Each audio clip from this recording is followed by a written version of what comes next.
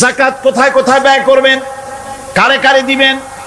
আল্লাহ রাব্বুল আলামিন বলেন, ইন্নামাস সাদাকাতু লিল ফুকারাই ওয়াল মাসাকিন ওয়াল আমিলিনা আলাইহা ওয়াল মুআল্লাফাতি কুলুবুহুম ওয়া ফির রিকাব والغارمين وفي سبيل الله وابن السبيل فريضة من الله والله عليم حكيم।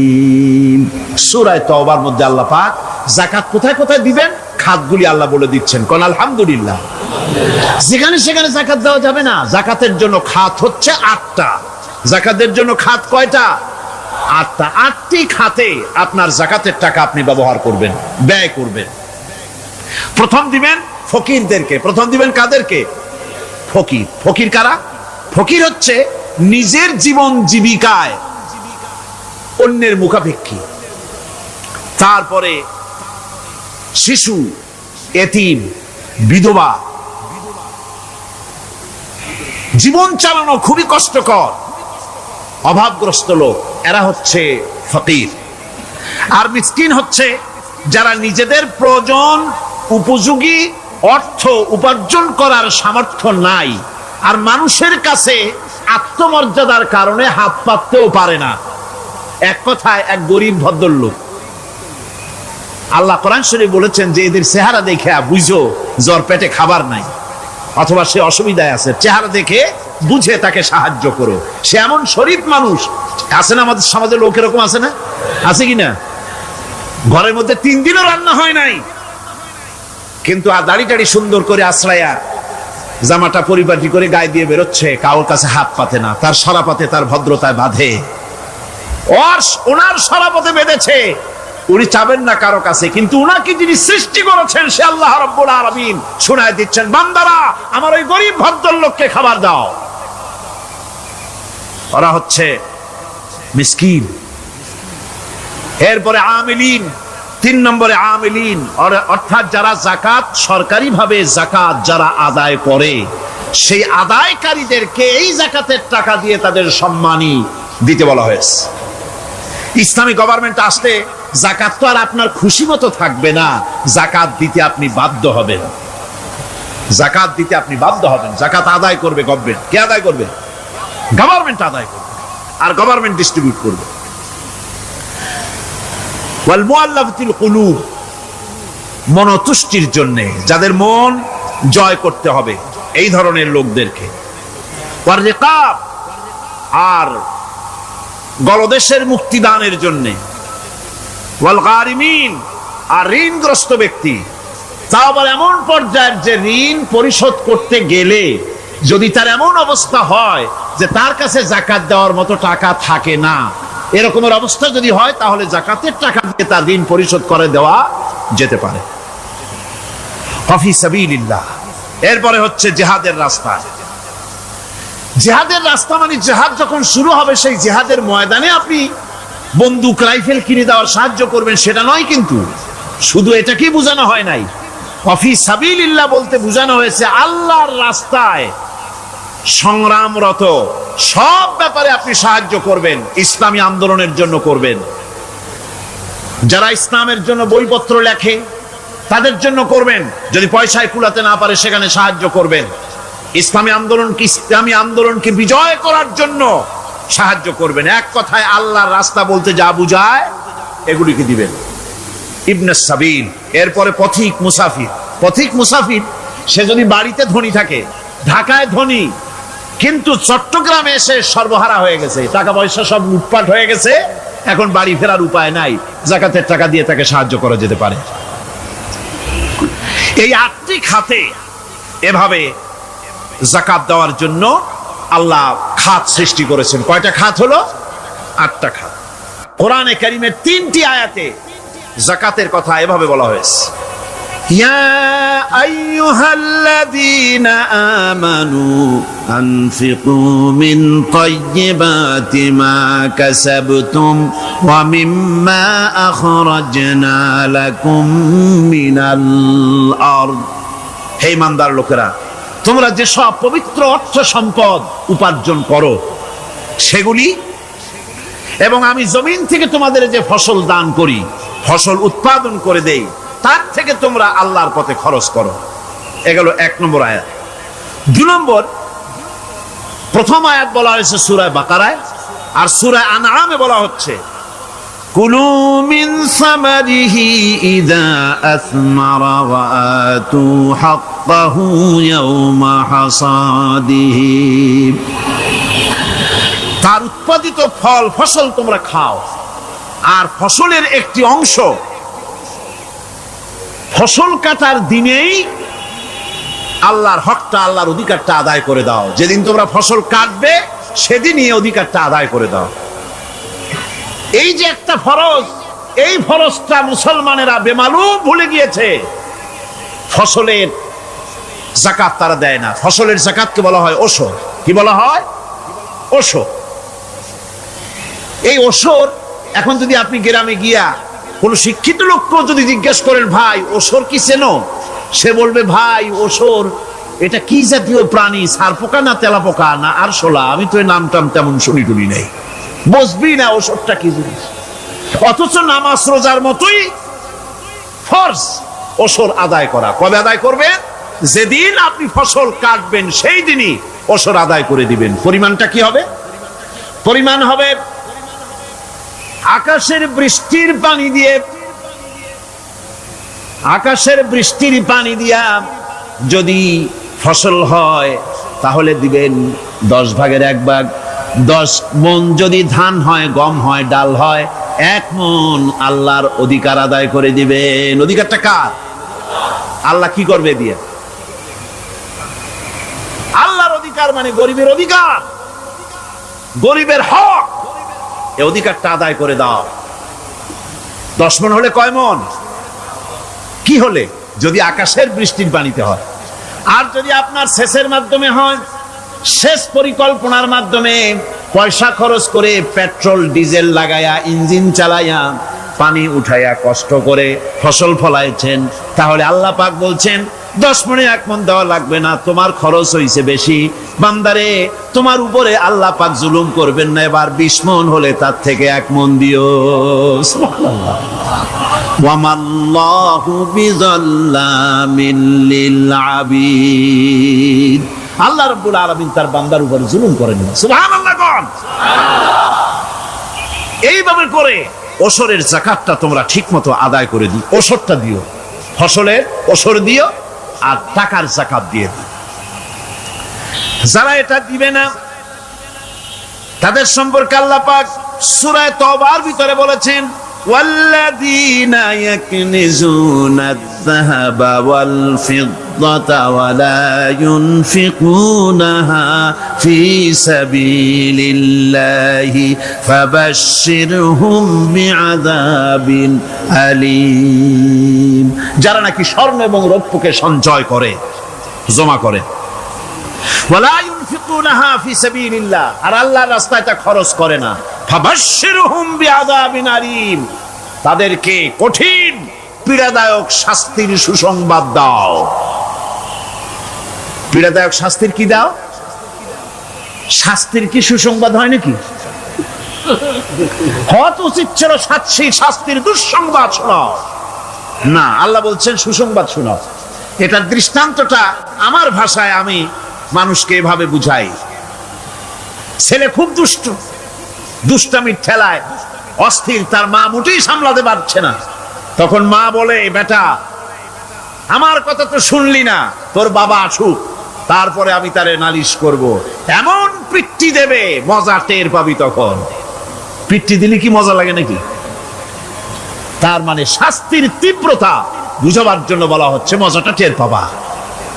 আল্লাহ রাব্বুল আলামিন বলছেন, কঠিন পীড়াদায়ক শাস্তির সুসংবাদ ওদের দাও, সোনা রূপা যারা জমা করে রাখে, যাকাত দেয় না, আল্লাহর রাস্তায় খরচ করে না। সোনা এখন পুরুষেরাও ব্যবহার করা আরম্ভ করছে।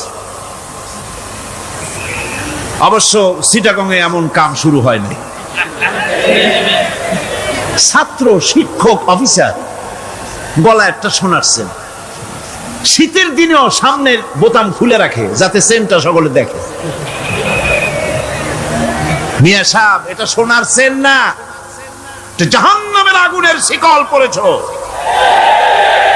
পুরুষের জন্য এক রত্তি সোনাও হারাম।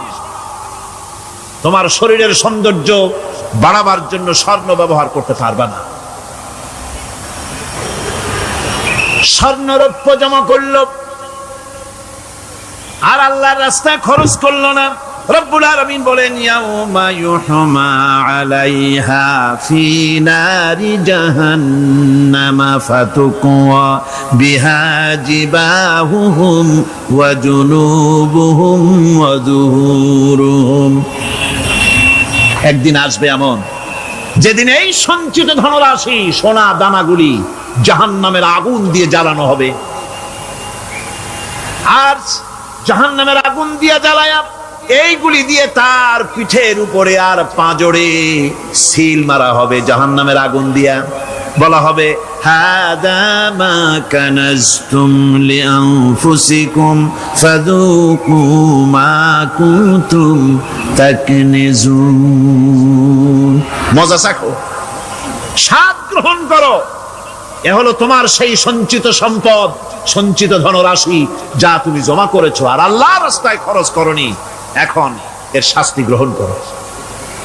সুতরাং সঞ্চয় জমা করা, সঞ্চয় করা, মাল জমা করা এক শ্রেণীর লোক আছে। আল্লাহ পাক বলছেন, আল্লাযী জামা মালান ওয়া আদ্দাদা। মাল জমা করে আর মোছে তেল মাখে। টেলিফোন করে, হ্যালো, সোনালী ব্যাংকের ম্যানেজার সাহেব নাকি? বলে, হ্যাঁ, দেখুন তো আমার ব্যালেন্সটা কত। উনি বললেন, বল্টু সাহেব, আপনার ব্যালেন্স হচ্ছে 50,77,372 টাকা 79 পয়সা। তখন মোজ ঘষে, আতর লাগায়, তেল মাখে আর মনে মনে আনন্দ হয়, আরো কিছু জমা করতে পারলেই তো কোটির কোটায় পৌঁছে যাব। আল্লাযী জামা মালান ওয়া আদ্দাদা। মাল জমা করে আর গুনতে থাকে, আল্লাহর রাস্তায় খরচ করে না।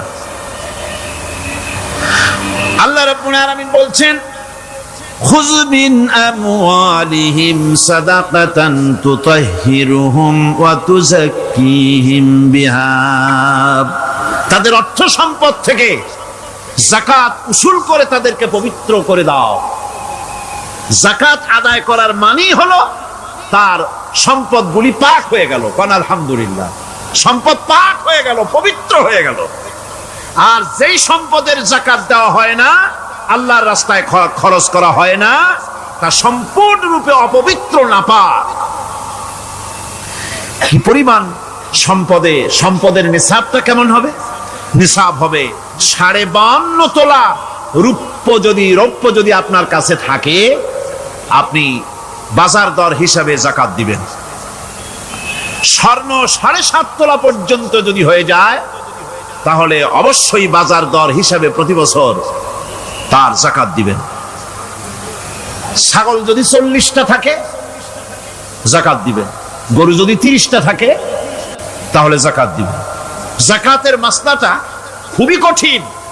যেখানে সেখানে গিয়ে জিজ্ঞেস করে এর জবাব পাওয়া সুকঠিন হয়ে যাবে।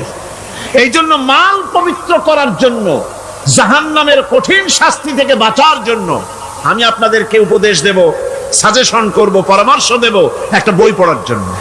বইটা লেখক হচ্ছেন আল্লামা ইউসুফ আল কারজাবী।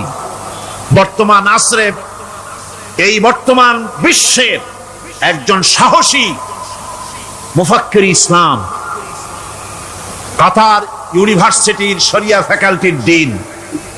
তার লেখা ফিকহুজ যাকাত, এই আরবি গ্রন্থের অনুবাদ করেছেন অনুবাদ রাজ্যের রাজা।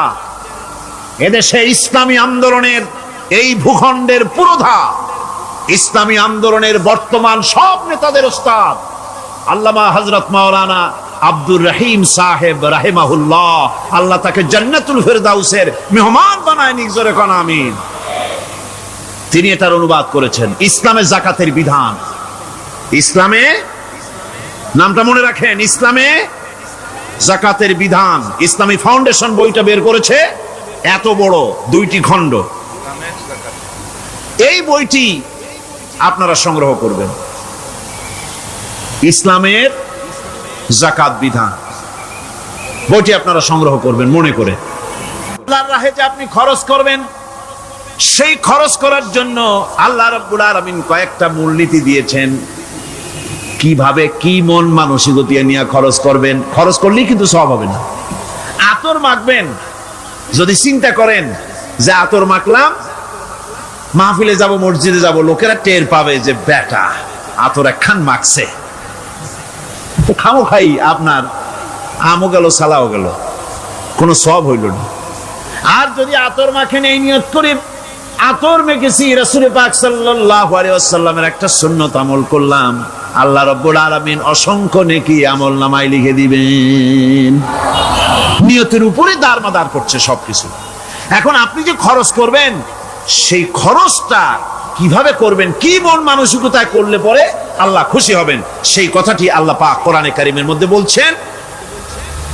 আমি আপনাদের সামনে সেগুলি বলছি। দানটা হতে হবে কেবলমাত্র আল্লাহরে খুশি করার জন্য। মনে রাখেন, এটা হলো এক নম্বর। কি দানটা হতে হবে কারে খুশি? জোরে কোন? আল্লাহ পাক বলছেন, ওয়ামা তুনফিকুনা ইল্লা ইবতিগা ওয়াজহিল্লাহ, তোমরা যা কিছু খরচ করো তাতে আল্লাহর সন্তুষ্টি লাভ করা ছাড়া মনের মধ্যে অন্য কিছু যেন লক্ষ্য না থাকে। শুধুমাত্র আল্লাহর সন্তুষ্টি মনের মধ্যে তোমরা রাখবে। আর কাউকে কোনো জিনিস দিয়ে তার কাছে অনুগ্রহ প্রকাশ করতে পারবে না। আমি তোমার এই উপকার করছিলাম, তুমি নেমো খারামের মতো আজ কথা বলো, এরকম বলে না। কাউকে কিছু দিয়ে অনুগ্রহ প্রকাশ করবা না, তার মনে ব্যথা দিবা না। الذين ينفقون أموالهم في سبيل الله ثم لا يتبعون ما أنفقوا منا ولا أذى, যারা আল্লাহর পথে খরচ করে এবং খরচ করার পর নিজের অনুগ্রহ প্রকাশ করে না এবং কাউকেও মনোকষ্ট দেয় না, টাকা দিয়া খোটা দিল না, মনেও কষ্ট দিল না, তাদের জন্য পুরস্কারটা কি শুনুন। আল্লাহ পাক বলেন পুরস্কার হচ্ছে লাহুম আজরুহুম ইনদা রাব্বিহিম ওয়ালা খাউফুন আলাইহিম ওয়ালা হুম ইয়াহজানুন, ওদের জন্য তার পরওয়ারদিগারের কাছে রয়েছে বিরাট পুরস্কার, আজরে আজিম। এদের জন্য কোনো ভয় নাই, কোনো চিন্তাও নাই, কিয়ামতে ডাইরেক্ট জান্নাতে চলে যাবে। সুবহানাল্লাহ। দানের এত ফজিলত যা ভাই আমি বলে শেষ করতে পারবো না। এত ফজিলত আল্লাহ দানের মধ্যে রেখেছেন। ত্যাগেই তো শান্তি, ভোগে শান্তি নাই। মজা কিসে? জোরে কন্যা, মজা কিসে? ত্যাগের ভিতরেই মজা।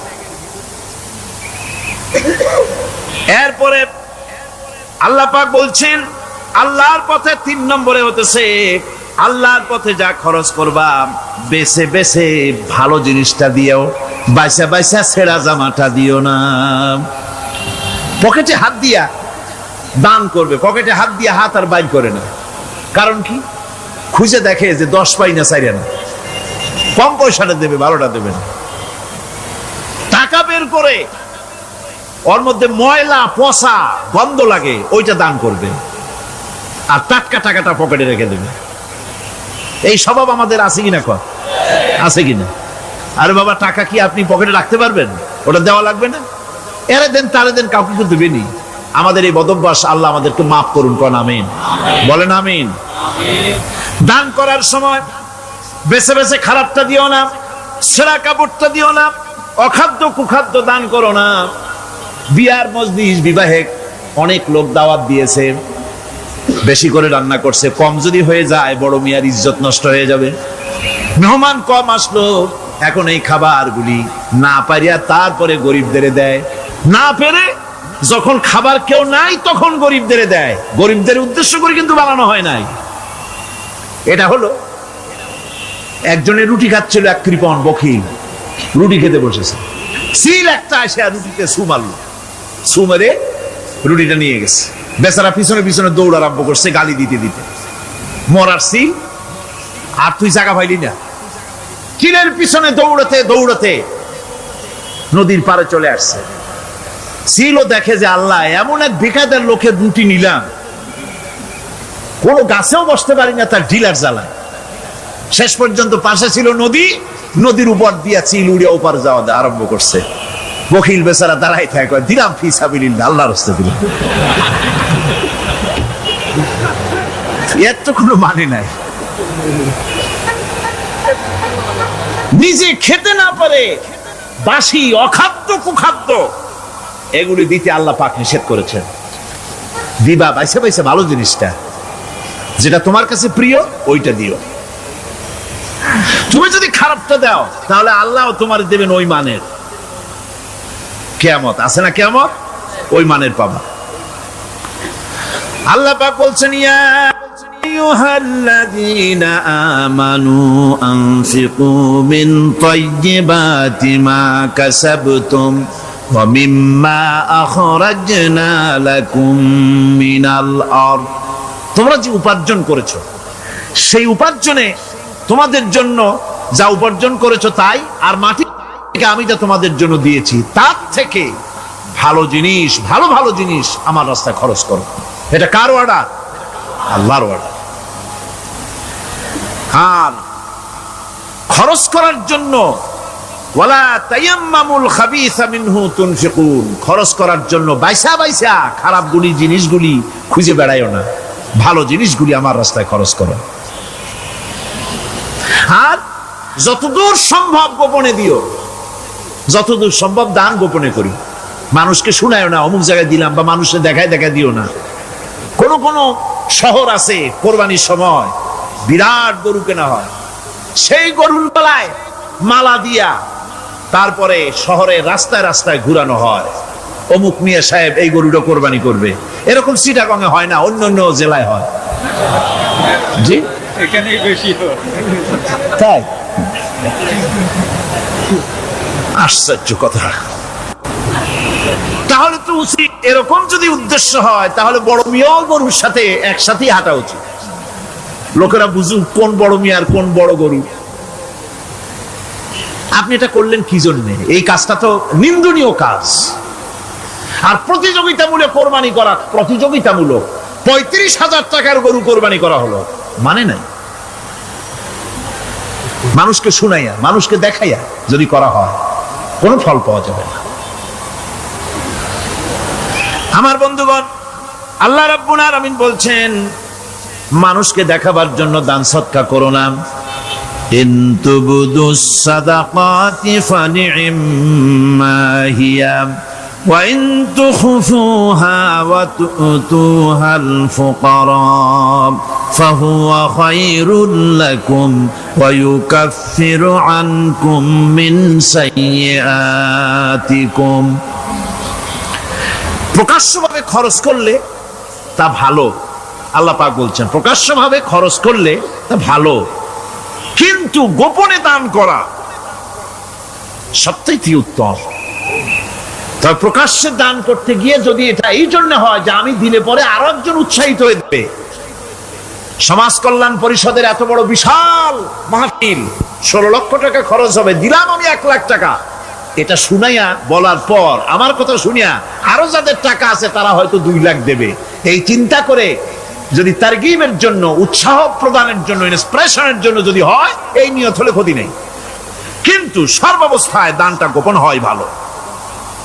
আল্লাহ পাক বলেন, গোপনে যদি তুমি দান করো তাহলে আমি রব্বুল আলামিন ওই গোপন দানের বিনিময় তোমার সমস্ত গোপনীয় গুনাহগুলি আমি রব্বুল আলামিন মাফ করে দেব। তোমার গোপন গুনাহগুলি মাফ করে দেব। 5 নম্বরে হচ্ছে নির্বোধ আর অজ্ঞ লোকদেরকে প্রয়োজনের অতিরিক্ত টাকা দিবা না। দেখেন ইসলামের কি সুন্দর বিধান। বোকা, নির্বোধ, অজ্ঞ আছে না সমাজে? তুমি মহব্বতে, আল্লাহর মহব্বতে ওর লাগে 500 টাকা দিয়ে দিলা 5000 টাকা, এ তো সর্বনাশ করে ফেলাবে। সে তো খারাপ টাকায় তা ব্যাক করবে। এই জন্য অজ্ঞ লোকদেরকে, নির্বোধ লোকদেরকে প্রয়োজনের অতিরিক্ত দিতে আল্লাহ নিষেধ করেছেন। তবে আল্লাহর ইচ্ছা হচ্ছে এই যে যত বড় পাপী হোক আর যত বড় খোদাদ্রোহী হোক না কেন, প্রত্যেকের খাওয়া, পড়া, শিক্ষা, চিকিৎসা গ্যারান্টি দিতে হবে। সুবহানাল্লাহ। কোন এর নাম তো আল্লাহ। এর নাম কি? আল্লাহ পাক, যার ভেতরে কোনো কার্পণ্যতা নাই। আল্লাহরে মানলেও আল্লাহ খাইতে দেন, না মানলেও দেন, সকলকেই দেন সমভাবে।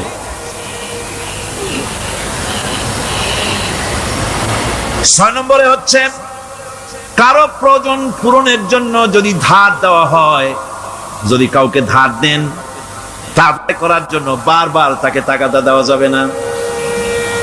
একথা শুনে যারা ঋণগ্রস্ত আছেন তারা আবার এই সুবিধাটা নিয়েন না। সামর্থ্য থাকতে যদি যার কাছ থেকে ধার এনেছেন তাকে যদি কষ্ট দেন, অবশ্যই আল্লাহর কাছে আসামি হতে হবে কিয়ামতের দিন, কোনো সন্দেহ নাই। আর যে ব্যক্তি ধার দিয়েছেন তিনি যদি বুঝতে পারেন যে এই লোকটি আসলেই নিয়ত ভালো কিন্তু দিতে পারতেছে না, তাহলে এমন লোককে বারবার তাগাদা দিতে আল্লাহ নিষেধ করেছেন। তাকে শরম দিও না, তাকে সময় দাও। وَإِنْ كَانَ ذُو عُسْرَةٍ فَنَذِرَةٌ إِلَى مَيْسَرَةٍ وَأَنْ تَصَدَّقُوا خَيْرٌ لَكُمْ إِنْ كُنْتُمْ تَعْلَمُونَ। ঋণগ্রস্ত ব্যক্তির আর্থিক অবস্থা খারাপ হলে সচ্ছল হওয়া পর্যন্ত তাকে সময় দাও। আর তাকে যদি ক্ষমা করে দিতে পারো সেটা তো অনেক ভালো কথা, আল্লাহ তোমার প্রতি রহম করবেন। যদি ক্ষমার তাকে যদি সে দিতেই পারবে না এমন অবস্থা যদি হয়, তাহলে তাকে তুমি ক্ষমা করে দিও। কিছু সংখ্যক লোক আছে যারা ধার নিয়ে আসলেই ফাঁকি দিতে চায়, আছে না এমন সমাজে? না নাই? কিছু লোক আছে ধার নেয়, ভাই দেব 1 মাসের মধ্যে, কোনো সন্দেহ নাই। 6 মাস যায় তারপরেও দেয় না, অন্য কাজ করে মিটাই, অন্য কাজ মিটায়, কিন্তু এর টাকা পরিশোধ করে না। এরকম লোকও আছে, তারা আল্লাহর কাছে দায়ী হবে। একবার পত্রিকায় দেখেছিলাম কার বাড়িতে কার্টুন দিয়েছে, বাড়িতে বিরাট সাইনবোর্ড লাগাইছে, কুকুর হইতে সাবধান। তার বন্ধু বলছে, ভাই তুমি কুকুর কিনলে কবে? কয় যে না, কুকুর কিনি নাই, সাইনবোর্ড লাগাইছি পাওনাদারদেরকে ঠেকাবার জন্য, যাতে সহজে বাড়ির মধ্যে না ঢোকে। তো এই চালাকিটা আর কেউ বুঝুক আর না বুঝুক, আল্লাহ পাক তো খুব ভালো করেই বোঝেন। 7 নম্বরের কথা হলো দান করার ব্যাপারে, যে আপনি দান করতে করতে যা আছে সব ফতুর করে ফেলাবেন, এটা কিন্তু ইসলাম চায় না। আপনার সন্তান সন্ততিকে বঞ্চিত করে, স্ত্রী পুত্রকে বঞ্চিত করে সমানে দান করবেন, ঘরে না খেয়ে থাকবেন, এই অবস্থা যেন না হয়। খরচ করবেন কি? আল্লাহ পাক বলছেন, وَيَسْأَلُونَكَ مَاذَا يُنْفِقُونَ قُلِ الْعَفْوَ। নবী আপনাকে প্রশ্ন করা হয় কি খরচ করব? আপনি বলুন প্রয়োজনের অতিরিক্ত জিনিস যেটা আছে সেটাই আল্লাহর জন্য খরচ করে দাও। তোমার প্রয়োজন যখন মিটে গেছে, ব্যাংকের মধ্যে অসংখ্য টাকা জমা রাখা খালি গুনতেছে বসে বসে, তা না করে অভাবগ্রস্ত মানুষদের প্রয়োজন মিটাও। খরচ করার ভিতরে আর খরচ না করার ভিতরে ভারসাম্য রক্ষা করতে হবে। ولا تجعل يدك مغلولة إلى عنقك ولا تبسطها كل البسط فتقعد ملوما محسورا। তোমাদের দানের হাত গুটায় একেবারে গলার সাথে বেঁধে রেখো না, আবার এমন বেশি ছেড়েও দিও না, কারণ এর ফলে তোমাকে অনুতপ্ত হওয়া লাগতে পারে, কার্পণ্যতাও না হয়, আর দিন জমের মতো দিয়ে সব ফতুর না হয়ে যাও। দুটোর মধ্যে ব্যালেন্স হতে হবে। আর 8 নম্বরে কথা হচ্ছে যে এই দানের উপযুক্ত কারা। আপনি তো যাকাত দিবেন কাদের, সে কথা আল্লাহ বলে দিয়েছেন, আগে বলা হয়েছে না? কয়টা খাতে দিবেন? মাশাআল্লাহ, মনে আছে আপনাদের। আর এমনি সাধারণ দান সাদকা কাদেরকে দিবেন, উপযুক্ত পাত্র কারা, তার একটা লিস্ট আল্লাহ দিচ্ছেন। وَبِالْوَالِدَيْنِ إِحْسَانًا وَبِذِي الْقُرْبَى وَالْيَتَامَى وَالْمَسَاكِينِ وَالْجَارِ ذِي الْقُرْبَى। নিজের পিতামাতা, নিকট আত্মীয়, ইয়াতীম, মিসকিন এবং আত্মীয় প্রতিবেশী, তাদেরকে দিবে। আমি কিন্তু এখন যাকাতের কথা বলছি না, মা বাপকে যাকাত দেওয়া যাবে না। এটা হচ্ছে দান, সহযোগিতা করা, ইহসান করা। এই ইহসান মা বাপকে, প্রতিবেশী আত্মীয় যারা, মিসকিন যারা, এতিম যারা, অনাত্মীয় প্রতিবেশী যারা, চলার সাথী, প্রবাসী এবং নিজের চাকর চাকরানি যা কিছু আছে, এই সকলকেই এই সাহায্য করতে হবে, একথা আল্লাহ বলে দিয়েছেন। এবং আমরা যে আয়াত আলোচনা করতেছি সে আয়াতের ভিতরেও এই ফেরেশতা আল্লাহ পাক বলে দিয়েছেন। আল্লাহর রাস্তায় যারা দান করবে তাদের সম্পর্কে আল্লাহ বলছেন এখন, مثل الذين ينفقون أموالهم في سبيل الله كمثل حبة। আল্লাহর রাস্তায় খরচ করা এর দৃষ্টান্ত হলো একটা দানার মতো, যেই দানাটা থেকে 7টা ডাল বেরিয়ে গেল। ফি কুল্লি সুমবালাতিন মিআতু হাব্বা, একটা দানা থেকে 7টা ডাল বেরোলো, এক একটা ডালে 100 করে দানা হলো, সব মিলাইয়া 700 দানা হয়ে গেল। ওয়াল্লাহু ইউদাইফু লিমান ইয়াশা ওয়াল্লাহু ওয়াসিউন আলিম। আল্লাহ পাক বলেন এই পৃথিবীতে একটা দানায় 700 দানা যে আল্লাহ রাব্বুল আলামিন তোমার হাতে ধরায় দিলেন, সে আল্লাহ পাকের ব্যাংকে যদি টাকা জমা রাখো, আল্লাহর রাস্তায় যদি খরচ করো, 700 গুণ বাড়ায় আল্লাহ তোমার হাতে ধরাইয়া দিবেন।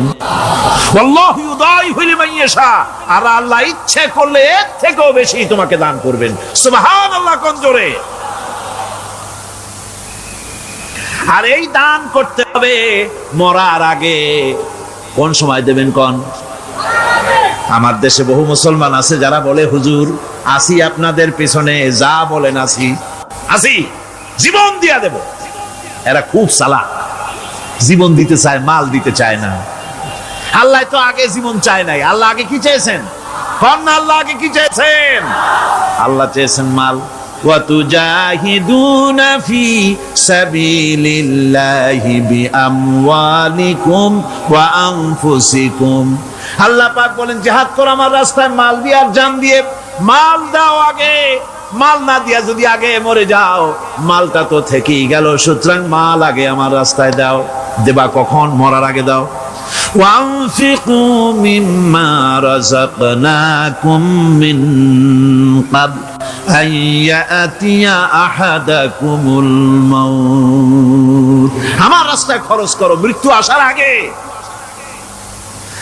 فَيَقُولَ رَبِّ لَوْلَا أَخَّرْتَنِي إِلَى أَجَلٍ قَرِيبٍ। যদি মরার আগে না দাও, মৃত্যুর সময়, মৃত্যু যখন এসে গেল, সেই সময় যদি বলো, অনুশোচনা যদি করো, আরে যদি আমি সময় পাইতাম, একটু খানিক যদি সময় দিতে, আল্লাহ একটু সময় আমারে যদি দাও, ফাসাদদাকা ওয়া আকুম মিনাস সালিহিন। দান সদকা করব, সব আল্লাহর রাস্তায় দিয়ে দেব, আর আমি সালেহ বান্দাদের মধ্যে শামিল হয়ে যাব। আল্লাহ একটু সময় আমারে দাও। আল্লাহ পাক বলছেন, ওয়ালা ইউআখিরাল্লাহু নাফসান ইযা জাআ আজালুহা আল্লাহু খাবীরুম বিমা তা'মালুন। মৃত্যুর নির্ধারিত সময় আসলে 1 সেকেন্ড আগে পাশে করা হবে না। সুতরাং মৃত্যুর আগে খরচ করো। আপনি মনে করবেন যে আপনি মরে গেলে পরে আপনার ছেলে মেয়ে আপনার জন্য করবে, খরচ করবে। হ্যাঁ করবে, ঠিক। মরার পরে কুলখানির পরে 40, তারপরে শেষ। এরপর আর করবে। আপনার ছেলে মেয়ে যে আপনার জন্য করবে তার প্রমাণ তো আপনি নিজে। আপনি আপনার ছেলের মেয়ের জন্য কি করেছেন? আপনার মা বাবার জন্য কি করছেন? আপনার মা বাবার জন্য যদি আপনি কিছু না করে থাকেন, আপনার ছেলে মেয়ে আপনার জন্য করবে না। সুতরাং নিজের কাজ নিজে করেন। আপনার পিঠ যদি চুলকায়, আর নাতিরে যদি বলেন নাতি পিঠটা চুলকায় দাও, সে যে জায়গা চুলকাবে আপনি করবেন উত্তর দিকে, সে উত্তর দিকে, দক্ষিণ দিকে, উপরে, নিচে, পিঠে, পাশার কাছে যে জায়গায় আঙ্গুল দেবে আপনি করবেন ওখানে না, আবার আরেকটু উপরে দাও, আরেকটু পাশে দাও, জায়গা মতো পড়বেই না। আর কষ্ট করে নিজের হাতটা যদি পৌঁছাইতে পারেন জায়গা মতো পড়ে, একবার চুলকানি মারলেই চুলকানি শেষ। ঠিক কিনা? সুতরাং আপনি অন্যের উপরে ভরসা না করে নিজের খরচ নিজেই করে যান, নিজের কাজ নিজে করে যান, আল্লাহর রাস্তায় খরচ করে যান, বেশি পরিমাণে খরচ করেন। যত খরচ করবেন আল্লাহ রাব্বুল আলামিন রাজি হয়ে যাবে। কোন সুবহানাল্লাহ। ভিত্তিক অর্থ ব্যবস্থা কায়েম করে, আর অনিসলামিক সরকার সুদ ভিত্তিক অর্থ ব্যবস্থা কায়েম করে। যাকাত আর সুদের মধ্যে পার্থক্য কি? যাকাত হচ্ছে, এক কথায় বুঝাই, ব্যাখ্যা দেব না, এক কথায় বুঝাবো। যাকাত হচ্ছে ধনীদের কাছ থেকে নেও, গরিবদেরকে দাও। আবার শুনুন, যাকাত হচ্ছে ধনীদের কাছ থেকে নাও, গরিবদেরকে দাও। আর সুদ হচ্ছে গরিবদের কাছ থেকে নাও, ধনীদেরকে দাও। টাকায় টাকা টানে। একজনে শুনছিল টাকায় টাকা টানে, সে মনে করলো কেমনে টাকায় টাকা টানে। তারপরে সে এক ব্যাংকের সামনে গিয়ে অনেক টাকার মধ্যে নিজের একটা টাকা ছুঁড়ে মেরেছে। ঘন্টা 2 দাঁড়ায় আছে, দেখে যে তার টাকা আসে না।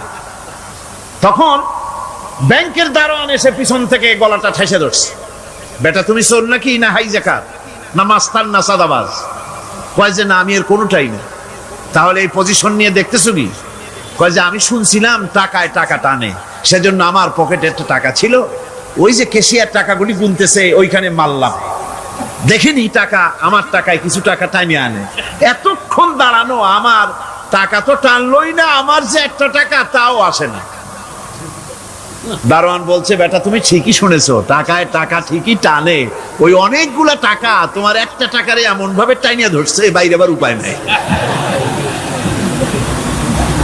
সুদভিত্তিক অর্থ ব্যবস্থায় গরিবরা এভাবে শোষিত হয়। শোষিত হয় কারা? গরিবরা। সিনেমা কারা বানায়? ধনীরা। শোষিত হয় কারা? গরিবরা। লক্ষ্য করেন, তাকান, আল্লাহর কথা কত বাস্তব। ধনীরা সিনেমা বানায়, শোষিত হচ্ছে গরিবেরা। রিক্সা চালাইছে, ঠেলা গাড়ি চালাইছে, মাথার ঘাম পায়ে ফেলেছে, পরিশ্রান্ত হয়েছে, বিকাল বেলায় সেই টাকা নিয়ে যাচ্ছে বাজার করতে।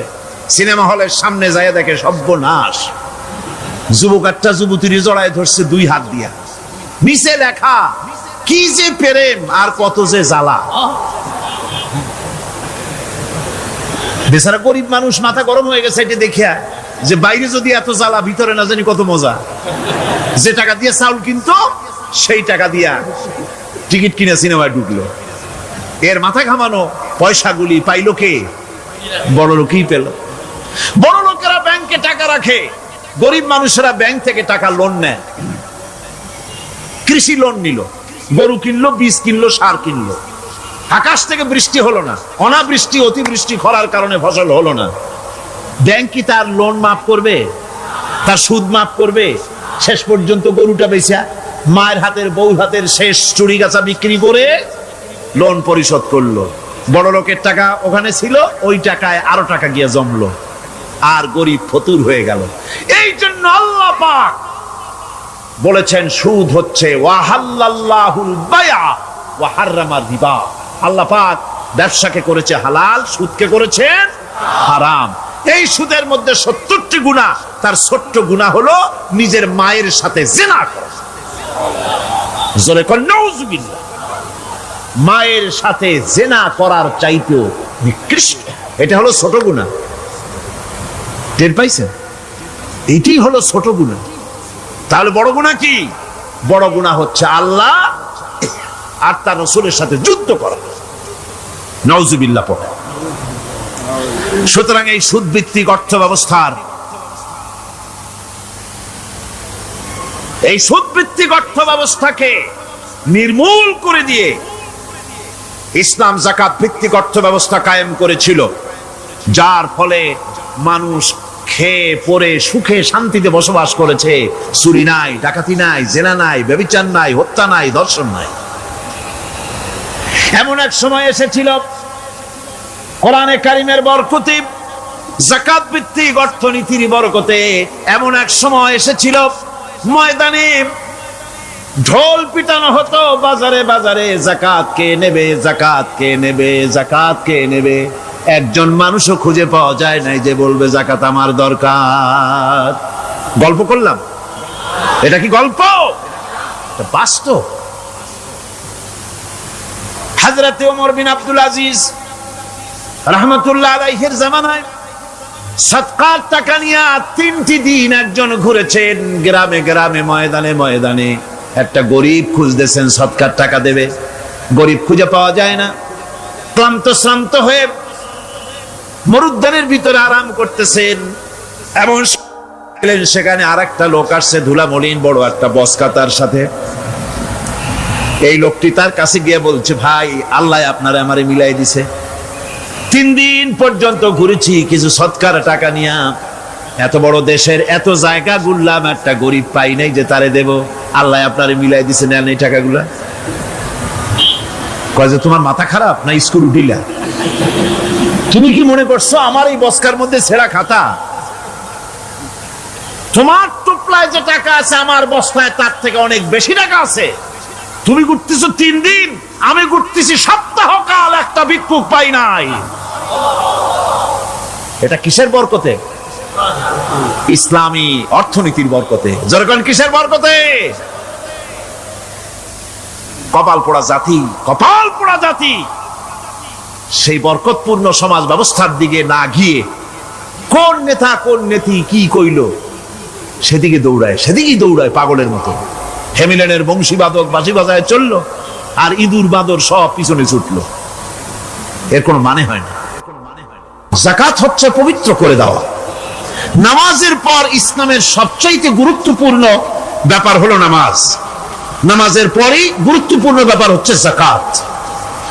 আর ইবাদতের বেলায় সাধারণত নামাজের পরে আমরা রোজা বলি, নামাজ রোজা, কিন্তু আসল কথা হচ্ছে নামাজের পরেই যাকাত। কোরআনে কারিমে এভাবেই বলা হয়েছে। নামাজ এবং যাকাত এই দুটি জিনিস হচ্ছে ইসলামের প্রধান স্তম্ভ। ইসলামী রাষ্ট্র যদি হয়, যদি দেশটা ইসলামী রাষ্ট্র হয়ে যায়, তাহলে মুমিনরা যদি ক্ষমতায় আসে তাহলে কি কাজ করবে?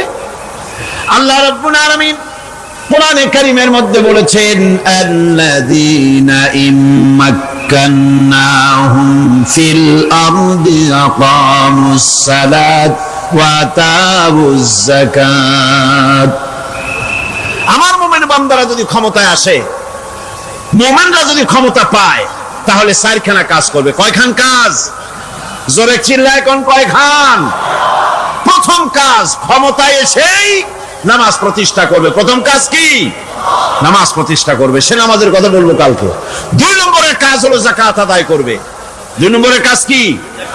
যাকাত আদায় করবে। যাকাত বোর্ড গঠন করবে না, যাকাত আদায় করবে। যে সরকার নামাজ প্রতিষ্ঠা করে না, সে সরকারের যাকাত বোর্ড করে যাকাত আদায় করার অধিকার থাকার কথা নয়। সুবিধাবাদ জিন্দাবাদ দিলে তো চলবে না। যাকাতের টাকা নিয়ে করেন কল্যাণমূলক কাজ, কিন্তু আল্লাহর হুকুম তো সেরকম না। আল্লাহর প্রথম হুকুম হলো নামাজ প্রতিষ্ঠা করতে হবে, তারপরে যাকাত আদায় করতে হবে। কোরআন শরীফ খোলার সাথে সাথে যে জিনিসটা নজরে পড়ে সেটা কি?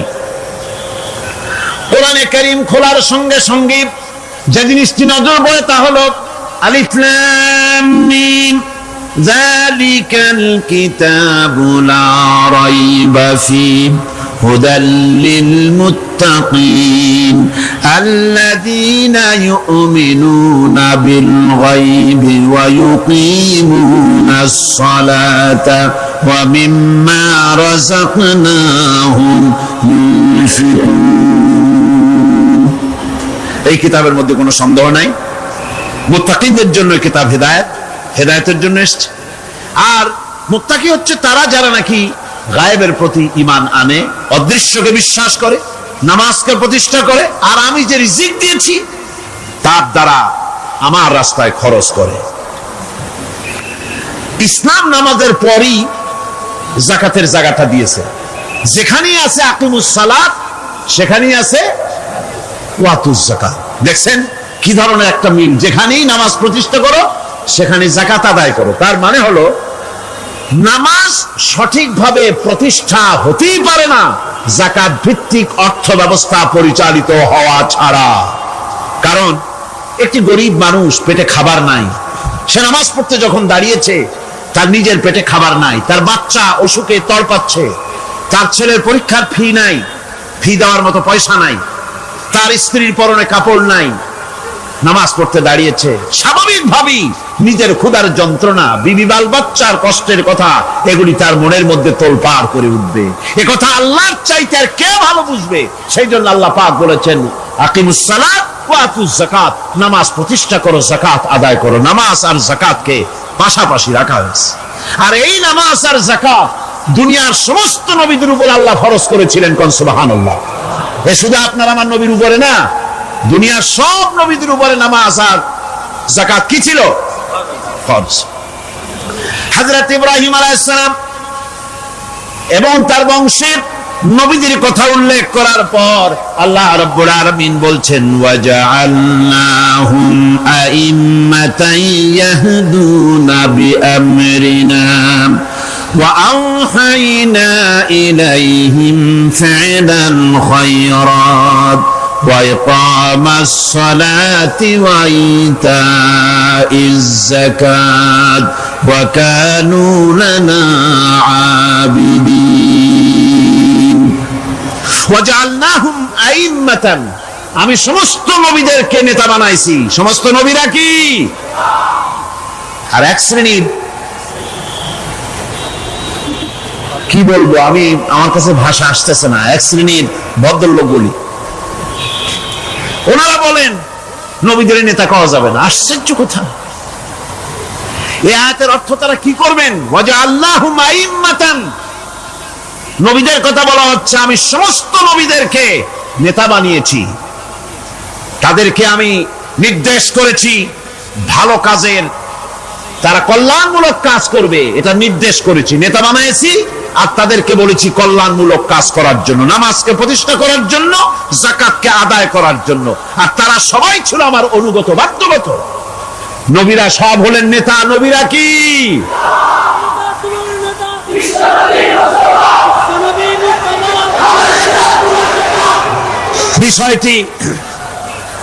বিষয়টি ওনারা বুঝতে চান না, বিষয়টি ওনারা বুঝতে চান না, তাই নবীকে ওনারা নেতা বলতে চান না। বাংলায় আপত্তি করেন, সাইয়েদেনা বলতে আপত্তি করেন না। সাইয়েদেনা মানেই তো আমাদের নেতা। দরুদ শরীফ পড়লি তো আল্লাহুম্মা সাল্লি আলা সাইয়েদেনা বলি, মানেই হলো আমাদের নেতা। ইংরেজিতে বললে অসুবিধা নাই, উর্দুতে বললে অসুবিধা নাই, আরবিতে বললে অসুবিধা নাই, বাংলায় নেতা বললেই অসুবিধা। কেন হইলো? কারা জানি স্লোগান দেয়, অমুক আমার নেতা, তোমার নেতা অমুক তমুক, সেই জন্য রাসূল সাল্লাল্লাহু আলাইহি ওয়াসাল্লাম নেতা কওয়া যাবে না। একটা কথা হইলো, রাসূল কারীম সাল্লাল্লাহু আলাইহি ওয়াসাল্লাম নবীরাই যদি নেতা না হন তাহলে নবীরা কি অনুসারী? নাউযুবিল্লাহি মিন যালিক।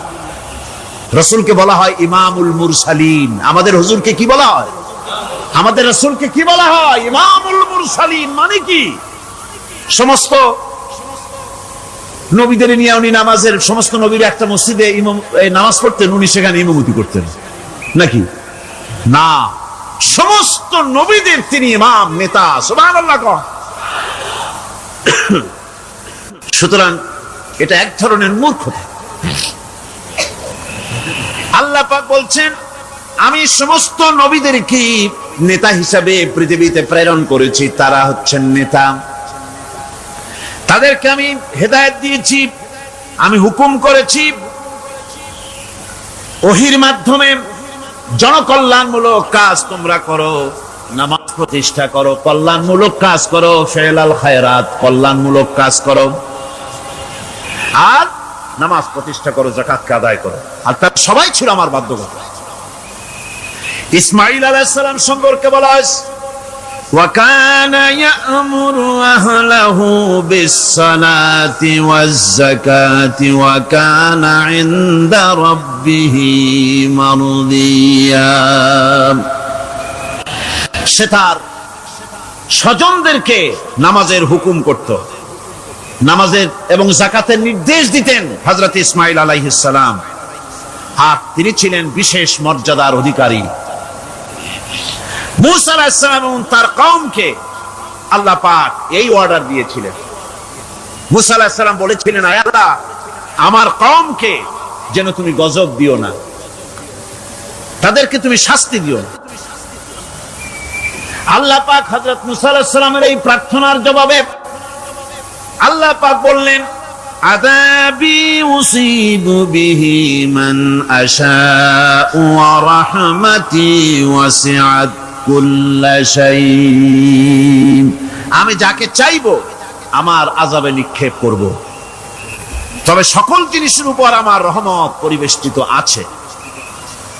তবে হ্যাঁ, ফাসাকতুবুহা লিল্লাযীনা ইয়াত্তাকুনা ওয়া ইউতুনাজ যাকাতা ওয়াল্লাযীনা হুম বিআয়াতিনা ইউমিনুন। আমি এই রহমত কেবলমাত্র তাদের জন্য লিখে রাখবো যারা নাকি নামাজ প্রতিষ্ঠা করবে আর যারা যাকাত আদায় করবে, আমি তাদেরকে আমার গজব থেকে বাঁচায়া দেব।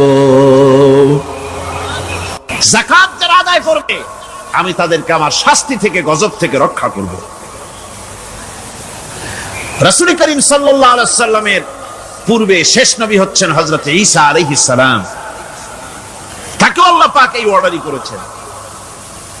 কোরআনে কারিমে বলা হচ্ছে, ওয়াজআলানি মুবারাকান আইনামা কুনতু ওয়া আওসানি বিস-সালাতি ওয়াজ-যাকাতি মা দুমতু হাইয়া। আমি যেখানেই থাকি না কেন আমাকে অর্ডার করা হয়েছে যতদিন বেঁচে থাকবো আমি ততদিন যেন আমি নামাজ আদায় করি আর যাকাত দেই। ঈসা আলাইহিস সালাম বলছেন, আল্লাহ পাক আমার উপরে নির্দেশ করেছেন আমি যেখানেই থাকি আর যতদিন বাঁচি আমাকে নামাজ আর যাকাত এই দুটি জিনিস সম্পর্কে আল্লাহ পাক আমাকে আদেশ করেছেন। এখন যাকাত দিতে হবে, গুরুত্বপূর্ণ ব্যাপার। মানুষেরা অবহেলায় যাকাত থেকে নিজেকে বঞ্চিত রেখেছে, মাহরুম রেখেছে এত বড় একটি নিয়ামত থেকে। সমাজকে মাহরুম করছে, যাকাত দিচ্ছেন। কোরআনে কারিমের 3টি আয়াতে যাকাতের কথা এভাবে বলা হয়েছে, ইয়া আইয়ুহাল্লাযীনা আমানু আনফিকু মিন তাইয়্যিবাতি মা কাসাবতুম ওয়া মিম্মা আখরাজনা লাকুম মিনাল আরদ। হে ইমানদার লোকেরা, তোমরা যে সব পবিত্র অর্থ সম্পদ উপার্জন করো সেগুলি, এবং আমি জমিন থেকে তোমাদের যে ফসল দান করি, ফসল উৎপাদন করে দেই, তার থেকে তোমরা আল্লাহর পথে খরচ করো। এগুলো 1 নম্বর আয়াত। 2 নম্বর, প্রথম আয়াত বলা হয়েছে সূরা বাকারায়, আর সূরা আনআমে বলা হচ্ছে, কুলু মিন সামারিহি ইযা আসমারা ওয়া আতু হাক্কাহু ইয়াওমা হাসাদিহি। তার উৎপাদিত ফল ফসল তোমরা খাও, আর ফসলের একটি অংশ ফসল কাটার দিনেই আল্লাহর হকটা, আল্লাহর অধিকারটা আদায় করে দাও। যেদিন তোমরা ফসল কাটবে সেদিনই অধিকারটা আদায় করে দাও। এই যে একটা ফরজ, এই ফরজটা মুসলমানেরা বেমালুম ভুলে গিয়েছে। ফসলের যাকাত তারা দেয় না। ফসলের যাকাতকে বলা হয় ওশর। কি বলা হয়? ওশর।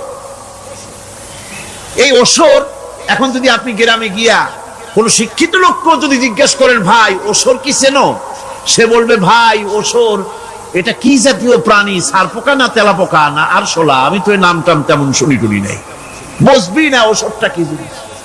অথচ নামাজ রোজার মতোই ফরজ ওশর আদায় করা। কবে আদায় করবে? যেদিন আপনি ফসল কাটবেন সেই দিনই ওশর আদায় করে দিবেন। পরিমাণটা কি হবে? পরিমাণ হবে আকাশের বৃষ্টির পানি দিয়ে,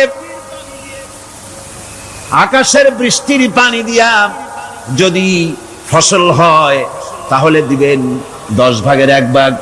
10 মণ যদি ধান হয়, গম হয়, ডাল হয়, 1 মণ আল্লাহর অধিকার আদায় করে দিবেন। অধিকারটা কার? আল্লাহ কি করবে দিয়ে? আল্লাহর অধিকার মানে গরিবের অধিকার, গরিবের হক। এই অধিকারটা আদায় করে দাও। 10 মণ হলে কয় মণ? কি হলে? যদি আকাশের বৃষ্টির পানিতে হয়, আর যদি আপনার সেচের মাধ্যমে হয়, সেচ পরিকল্পনার মাধ্যমে পয়সা খরচ করে পেট্রোল ডিজেল লাগায়া ইঞ্জিন চালাইয়া পানি উঠাইয়া কষ্ট করে ফসল ফলাইছেন, তাহলে আল্লাহ পাক বলছেন 10 মণে 1 মণ দেওয়া লাগবে না, তোমার খরচ হইছে বেশি। বান্দারে, তোমার উপরে আল্লাহ পাক জুলুম করবেন না, এবার 20 মণ হলে তার থেকে 1 মণ দিও। সুবহানাল্লাহ। ওয়ামাল্লাহু বিযাল্লামিন লিল আবিদ। আল্লাহ রাব্বুল আলামিন তার বান্দার উপরে জুলুম করেন না। সুবহানাল্লাহ। কোন এইভাবে করে ওসরের যাকাতটা তোমরা ঠিকমতো আদায় করে দিও। ওসরটা দিও, ফসলের ওসর দিও, আর টাকার যাকাত দিয়ে দিও। যারা এটা দিবে না তাদের সম্পর্কে আল্লাহ পাক সূরা তওবার ভিতরে বলেছেন, ওয়াল্লাযীনা ইয়াকনিজুনা আয-যাহাবা ওয়াল ফিদ্দাতা ওয়া লা ইউনফিকুনাহা ফী সাবিলিল্লাহি ফাবাশশিরহুম বিআযাবিন আলীম। যারা নাকি স্বর্ণ এবং রৌপ্যকে সঞ্চয় করে, জমা করে, ওয়ালা ইউনফিকুনাহা ফী সাবিলিল্লাহ, আর আল্লাহর রাস্তায় তা খরচ করে না, ফাবাশশিরহুম বিআযাবিন আলীম, তাদেরকে কঠিন পীড়াদায়ক শাস্তির সুসংবাদ দাও। পীড়াদায়ক শাস্তির কি দাও? শাস্তির কি সুসংবাদ হয় নাকি? হত উচিত ছিল শাস্তির দুঃসংবাদ শোনাও, না, আল্লাহ বলছেন সুসংবাদ শোনাও। এটার দৃষ্টান্তটা আমার ভাষায় আমি মানুষকে এভাবে বুঝাই। ছেলে খুব দুষ্ট, দুষ্টামির ঠেলায় অস্থির, তার মা মোটেই সামলাতে পারছে না। তখন মা বলে, বেটা আমার কথা তো শুনলি না, তোর বাবা আসুক, তারপরে আমি তারে নালিশ করব। এমন পিট্টি দেবে, মজা টের পাবি তখন। পিট্টি দিলে কি মজা লাগে নাকি? তার মানে শাস্তির তীব্রতা বুঝাবার জন্য বলা হচ্ছে, মজাটা টের পাবা। আল্লাহ রাব্বুল আলামিন বলছেন, কঠিন পীড়াদায়ক শাস্তির সুসংবাদ ওদের দাও, সোনা রূপা যারা জমা করে রাখে, যাকাত দেয় না, আল্লাহর রাস্তায় খরচ করে না। সোনা এখন পুরুষেরাও ব্যবহার করা আরম্ভ করছে। অবশ্য চিটাগংয়ে এমন কাম শুরু হয়নি।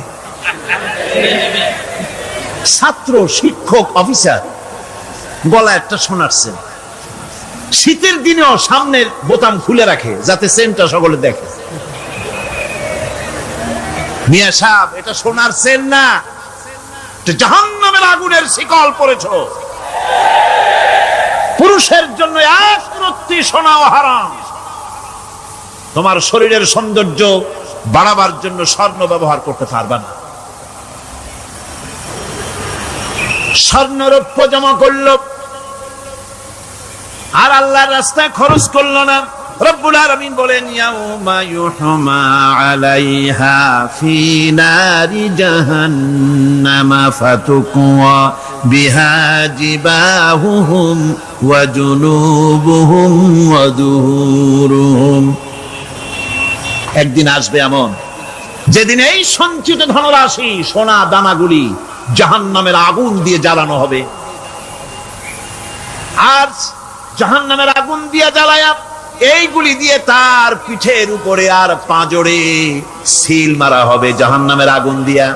বলা হবে, হাদা মা কানাজতুম লিআনফুসিকুম ফাযুকু মা কুনতুম তাকনিজুন। মজা চাখো, স্বাদ গ্রহণ করো। এ হলো তোমার সেই সঞ্চিত সম্পদ, সঞ্চিত ধনরাশি যা তুমি জমা করেছো আর আল্লাহর রাস্তায় খরচ করনি। এখন এর শাস্তি গ্রহণ করো। সুতরাং সঞ্চয় জমা করা, সঞ্চয় করা, মাল জমা করা এক শ্রেণীর লোক আছে। আল্লাহ পাক বলছেন, আল্লাযী জামা মালান ওয়া আদ্দাদা। মাল জমা করে আর মোছে তেল মাখে। টেলিফোন করে, হ্যালো, সোনালী ব্যাংকের ম্যানেজার সাহেব নাকি? বলে, হ্যাঁ, দেখুন তো আমার ব্যালেন্সটা কত। উনি বললেন, বল্টু সাহেব, আপনার ব্যালেন্স হচ্ছে 50,77,372 টাকা 79 পয়সা। তখন মোজ ঘষে, আতর লাগায়, তেল মাখে, আর মনে মনে আনন্দ হয়, আরো কিছু জমা করতে পারলেই তো কঠিন কোটায় পৌঁছে যাব। আল্লাযী জামা মালান ওয়া আদ্দাদা, মাল জমা করে আর গুনতে থাকে, আল্লাহর রাস্তায় খরচ করে না। আল্লাহ রাব্বুল আলামিন বলছেন, খুয মিন আমওয়ালিহিম সাদাকাতান তুতাহহিরুহুম ওয়া তুযাক্কিহিম বিহা, তাদের অর্থ সম্পদ থেকে যাকাত উসুল করে তাদেরকে পবিত্র করে দাও। যাকাত আদায় করার মানেই হলো তার সম্পদগুলি পাক হয়ে গেল, কোন আলহামদুলিল্লাহ, সম্পদ পাক হয়ে গেল, পবিত্র হয়ে গেল। আর যেই সম্পদের যাকাত দেওয়া হয় না, আল্লাহর রাস্তায় খরচ করা হয় না, তা সম্পূর্ণরূপে অপবিত্র, নাপাক। কি পরিমাণ সম্পদের নিসাবটা কেমন হবে? নিসাব হবে 52.5 তোলা রৌপ্য যদি আপনার কাছে থাকে, আপনি বাজার দর হিসাবে যাকাত দিবেন। স্বর্ণ 7.5 তোলা পর্যন্ত যদি হয়ে যায়, তাহলে অবশ্যই বাজার দর হিসাবে প্রতি বছর তার যাকাত দিবেন। ছাগল যদি 40টা থাকে, যাকাত দিবেন। গরু যদি 30টা থাকে, তাহলে যাকাত দিবেন। যাকাতের মাসলাটা খুবই কঠিন, যেখানে সেখানে গিয়ে জিজ্ঞেস করে এর জবাব পাওয়া সুকঠিন হয়ে যাবে। এই জন্য মাল পবিত্র করার জন্য, জাহান্নামের কঠিন শাস্তি থেকে বাঁচার জন্য আমি আপনাদেরকে উপদেশ দেব, সাজেশন করব, পরামর্শ দেব একটা বই পড়ার জন্য। বইটা লেখক হচ্ছেন আল্লামা ইউসুফ আল কারজাবী। বর্তমান আসরে, এই বর্তমান বিশ্বের একজন সাহসী মুফাক্কির ইসলাম, কাতার ইউনিভার্সিটির শরিয়া ফ্যাকাল্টির ডিন। তার লেখা ফিকহুজ যাকাত, বিশাল এই আরবি গ্রন্থের অনুবাদ করেছেন অনুবাদ রাজ্যের রাজা, এদেশে ইসলামী আন্দোলনের, এই ভূখণ্ডের পুরোধা ইসলামী আন্দোলনের বর্তমান সব নেতাদের উস্তাদ আল্লামা হযরত মাওলানা আব্দুর রহিম সাহেব রাহিমাহুল্লাহ, আল্লাহ তাকে জান্নাতুল ফেরদাউসের মেহমান বানায়, নিজরে কোন আমিন। তিনি এটার অনুবাদ করেছেন। ইসলামে যাকাতের বিধান, ইসলামে, নামটা মনে রাখেন, ইসলামে যাকাতের বিধান। ইসলামী ফাউন্ডেশন বইটা বের করেছে, এত বড় 2টি খণ্ড। এই বইটি আপনারা সংগ্রহ করবেন, ইসলামের যাকাত বিধান, বইটি আপনারা সংগ্রহ করবেন মনে করে। এখন যাকাতের নিসাব আমি বললাম, এবার বলবো যাকাতের খাত। আমি যা বলতেছি এগুলি আমার বানানো নাকি? আল্লাহর কথা বলছি। কার কথা? আল্লাহ। যাকাত কোথায় কোথায় ব্যয় করবেন, কারে কারে দিবেন? আল্লাহ রাব্বুল আলামিন বলেন, ইন্নামাস সাদাকাতু লিল ফুকারাই ওয়াল মাসাকিন ওয়াল আমিলিনা আলাইহা ওয়াল মুআল্লাফাতি কুলুবুহুম ওয়া ফির রিকাব والغارمين وفي سبيل الله وابن السبيل فريضة من الله والله عليم حكيم। সূরা তাওবার মধ্যে আল্লাহ পাক যাকাত কোথায় কোথায় দিবেন খাতগুলি আল্লাহ বলে দিচ্ছেন। কোন আলহামদুলিল্লাহ। যেখানে সেখানে যাকাত দেওয়া যাবে না। যাকাতের জন্য খাত হচ্ছে 8টা। যাকাতের জন্য খাত কয়টা? 8টা। 8টি খাতে আপনার যাকাতের টাকা আপনি ব্যবহার করবেন, ব্যয় করবেন। প্রথম দিবেন ফকিরদেরকে। প্রথম দিবেন কাদেরকে? ফকির। ফকির কারা? ফকির হচ্ছে নিজের জীবন জীবিকায় অন্যের মুখাপেক্ষী। তারপরে শিশু, এতিম, বিধবা, জীবন চালানো খুবই কষ্টকর, অভাবগ্রস্ত লোক, এরা হচ্ছে ফকির। আর মিসকিন হচ্ছে যারা নিজেদের প্রয়োজন উপযোগী অর্থ উপার্জন করার সামর্থ্য নাই, আর মানুষের কাছে আত্মমর্যাদার কারণে হাত পাততেও পারে না। এক কথায় এক গরিব ভদ্রলোক। আল্লাহ কোরআন শরীফে বলেছেন যে এদের চেহারা দেখে বুঝো জ্বর পেটে খাবার নাই, অথবা সে অসুবিধায় আছে, চেহারা দেখে বুঝে তাকে সাহায্য করো। সে এমন শরীফ মানুষ আছে না, আমাদের সমাজে লোক এরকম আছে না, আছে কিনা? ঘরের মধ্যে 3 দিনও রান্না হয় নাই, কিন্তু দাড়ি টাড়ি সুন্দর করে আশ্রয়া জামাটা পরিপাটি করে গায়ে দিয়ে বেরোচ্ছে, কারোর কাছে হাত পাতে না, তার সরাপাতে তার ভদ্রতায় বাঁধে।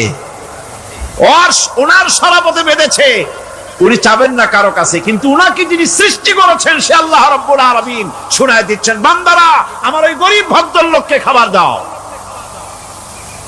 ওরা হচ্ছে মিসকিন। এরপরে আমিলিন, 3 নম্বরে আমিলিন, অর্থাৎ যারা যাকাত সরকারি ভাবে যাকাত যারা আদায় করে, সেই আদায়কারীদেরকে এই যাকাতের টাকা দিয়ে তাদের সম্মানী দিতে বলা হয়েছে। ইসলামী গভর্নমেন্ট আসলে যাকাত তো আর আপনার খুশি মতো থাকবে না, যাকাত দিতে আপনি বাধ্য হবেন। যাকাত দিতে আপনি বাধ্য হবেন। যাকাত আদায় করবে গভর্নমেন্ট। কে আদায় করবে? গভর্নমেন্ট আদায় করবে, আর গভর্নমেন্ট ডিস্ট্রিবিউট করবে। ওয়াল মুআল্লাফাতিল কুলুব, মনতুষ্টির জন্য, যাদের মন জয় করতে হবে এই ধরনের লোকদেরকে। ওয়ার রিকাব, আর গলদেশের মুক্তিদানের জন্য। ওয়াল গারিমিন, আর ঋণগ্রস্ত ব্যক্তি, তাও আবার এমন পর্যায়ের যে ঋণ পরিশোধ করতে গেলে যদি তার এমন অবস্থা হয় যে তার কাছে যাকাত দেওয়ার মতো টাকা থাকে না, এরকমের অবস্থা যদি হয় তাহলে যাকাতের টাকা দিয়ে তার ঋণ পরিশোধ করে দেওয়া যেতে পারে। ফি সাবিলিল্লাহ। এরপরে হচ্ছে জিহাদের রাস্তা। জিহাদের রাস্তা মানে জিহাদ যখন শুরু হবে সেই জিহাদের ময়দানে আপনি বন্দুক রাইফেল কিনে দেওয়ার সাহায্য করবেন সেটা নয়, কিন্তু শুধু এটাকেই বোঝানো হয় নাই। ফি সাবিলিল্লাহ বলতে বোঝানো হয়েছে আল্লাহর রাস্তায় সংগ্রামরত সব ব্যাপারে আপনি সাহায্য করবেন, ইসলামী আন্দোলনের জন্য করবেন। যারা ইসলামের জন্য বইপত্র লেখে তাদের জন্য করবেন, যদি পয়সায় কুলাতে না পারে সেখানে সাহায্য করবেন। ইসলামী আন্দোলনকে বিজয় করার জন্য সাহায্য করবেন। এক কথায় আল্লাহর রাস্তা বলতে যা বুঝায় এগুলিকে দিবেন। ইবনে সাবিল, এরপরে পথিক মুসাফির। পথিক মুসাফির সে যদি বাড়িতে ধনী থাকে, ঢাকায় ধনী, কিন্তু চট্টগ্রামে এসে সর্বহারা হয়ে গেছে, টাকা পয়সা সব লুটপাট হয়ে গেছে, এখন বাড়ি ফেরার উপায় নাই, যাকাতের টাকা দিয়ে তাকে সাহায্য করা যেতে পারে। এই 8টি খাতে এভাবে যাকাত দেওয়ার জন্য আল্লাহ খাত সৃষ্টি করেছেন। কয়টা খাত হলো?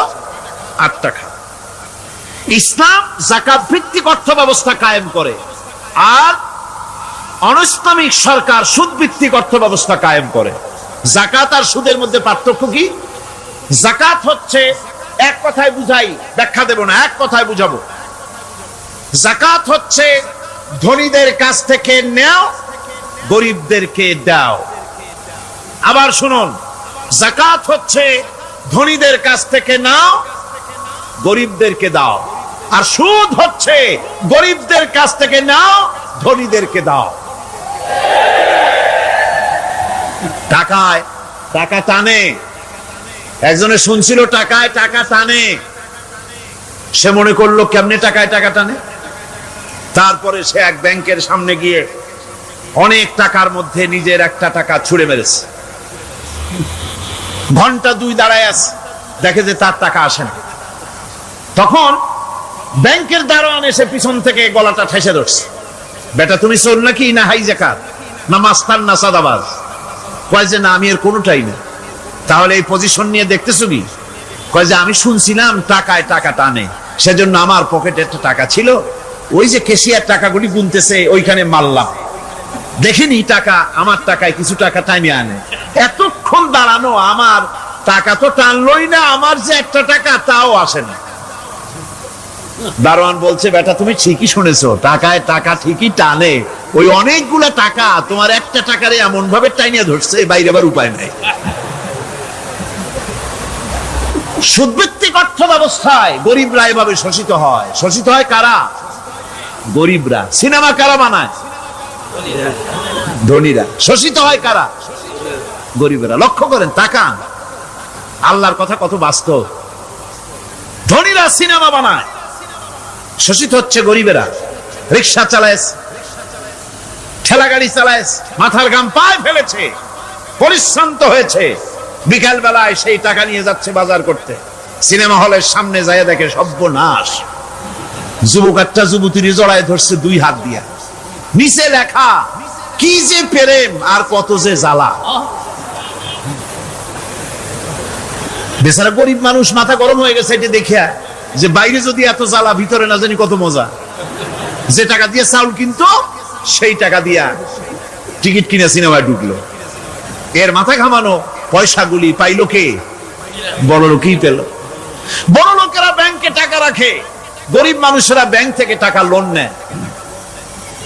কৃষি লোন নিল, গরু কিনলো, বীজ কিনলো, সার কিনলো। আকাশ থেকে বৃষ্টি হলো না, অনাবৃষ্টি অতিবৃষ্টি খরার কারণে ফসল হলো না। ব্যাংক কি তার লোন মাফ করবে? তার সুদ মাফ করবে? শেষ পর্যন্ত গরুটা বেচা, মায়ের হাতের বউর হাতের শেষ চুরি গাছা বিক্রি করে লোন পরিশোধ করলো। বড় লোকের টাকা ওখানে ছিল, ওই টাকায় আরো টাকা গিয়ে জমলো, আর গরিব ফতুর হয়ে গেল।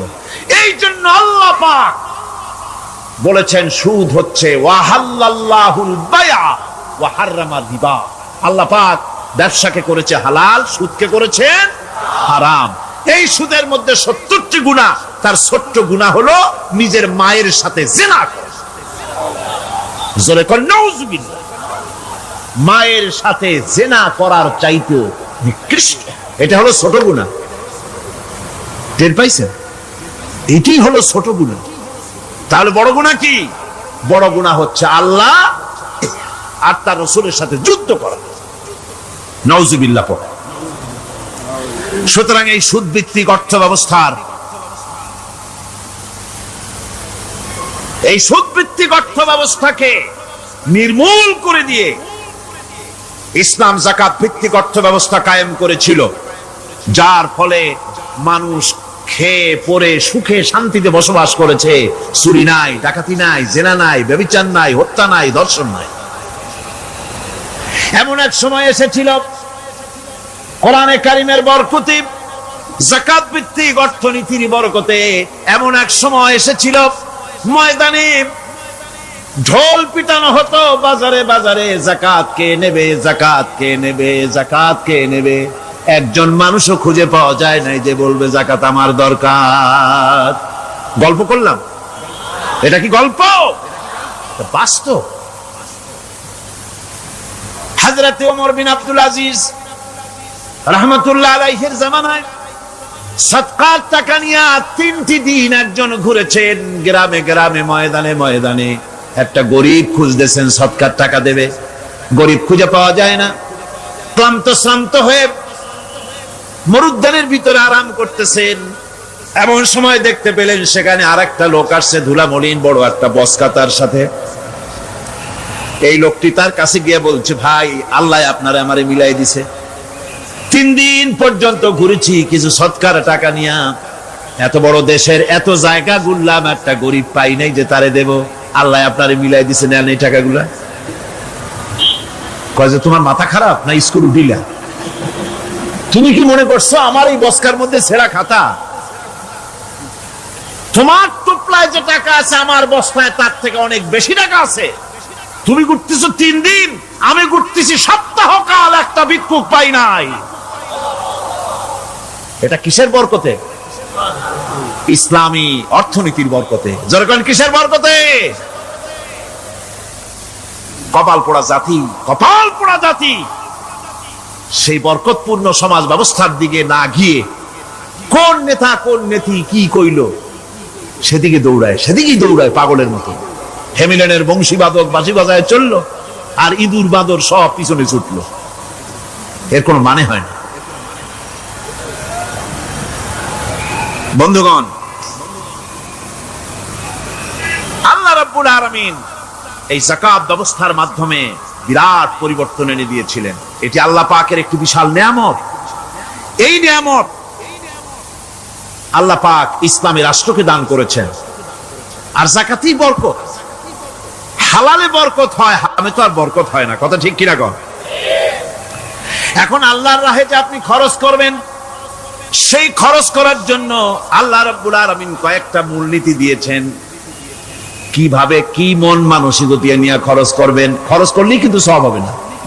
আতর মাখবেন, যদি চিন্তা করেন যে আতর মাখলাম, মাহফিলে যাব, মসজিদে যাব, লোকেরা টের পাবে যে বেটা আতর একখান মাখছে, তো খামো খাই আপনার আমও গেল, সালাও গেল, কোনো সওয়াব হইল না।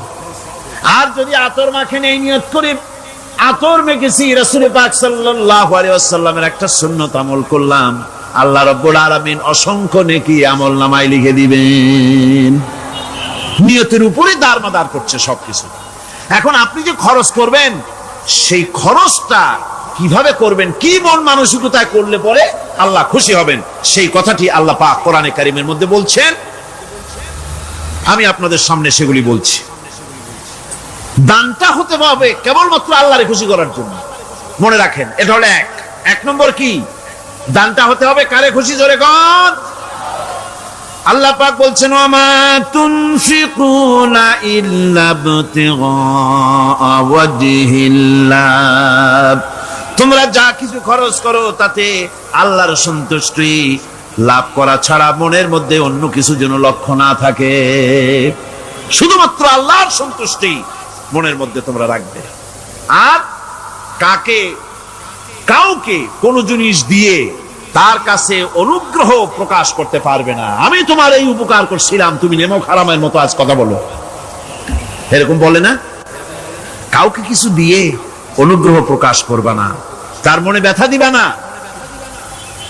الذين ينفقون أموالهم في سبيل الله ثم لا يتبعون ما أنفقوا منا ولا أذى, যারা আল্লাহর পথে খরচ করে এবং খরচ করার পর নিজের অনুগ্রহ প্রকাশ করে না এবং কাউকেও মনোকষ্ট দেয় না, টাকা দিয়া খোটা দিল না, মনেও কষ্ট দিল না, তাদের জন্য পুরস্কারটা কি শুনুন।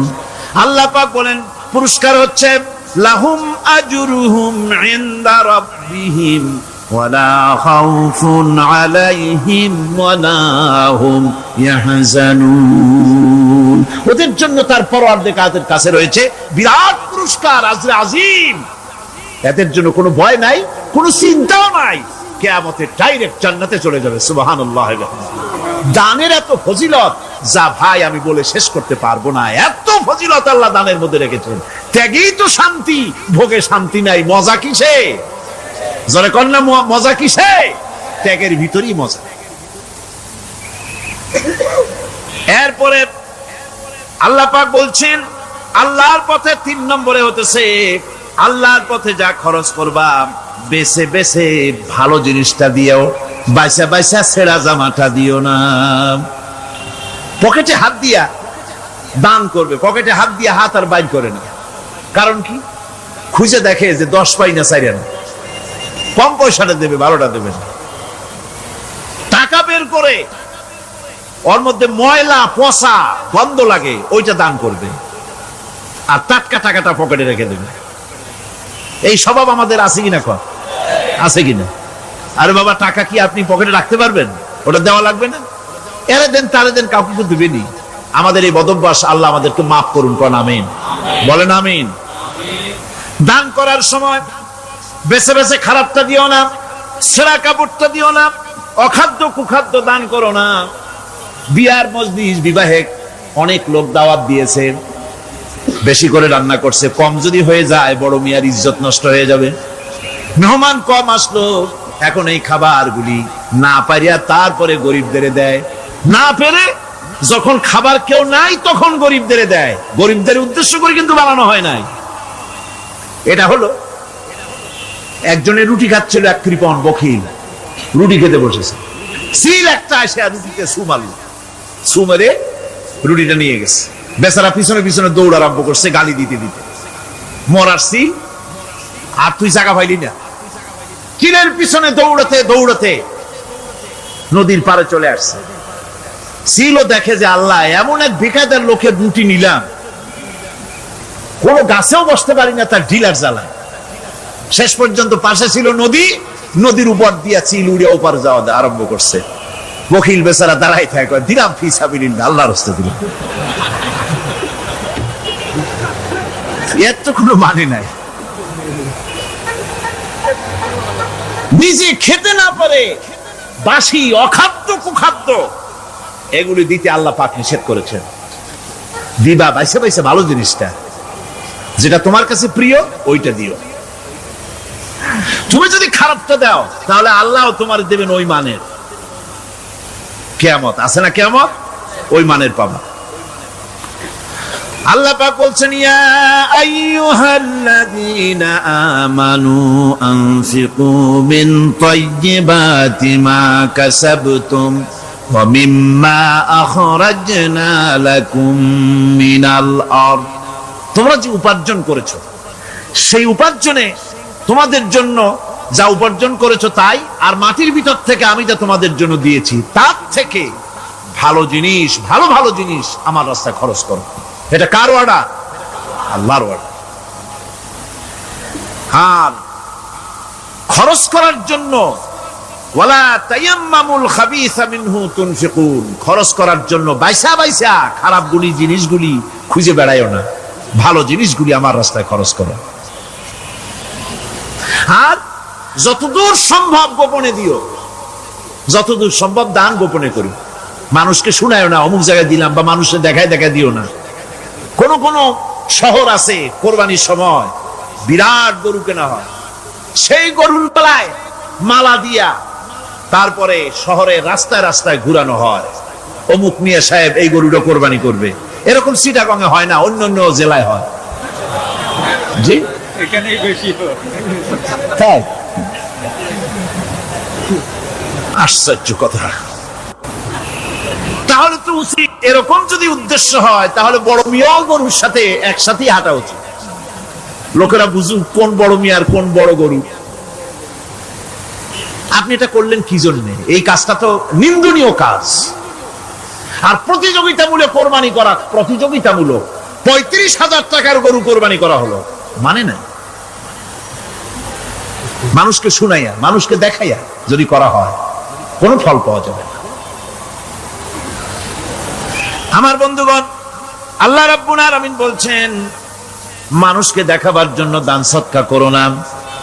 ইন তুবদুস সাদাকাতি ফানি'ম্মা হিয়া ওয়া ইন তুখফুহা ওয়া তু'তুহাল ফুকারা ফাহুয়া খায়রুল লাকুম ওয়া ইউকাফফিরু আনকুম মিন সাইয়্যাতিকুম। প্রকাশ্যভাবে খরচ করলে তা ভালো, আল্লাহ পাক বলছেন প্রকাশ্যভাবে খরচ করলে তা ভালো, কিন্তু গোপনে দান করা সবথেকে উত্তম।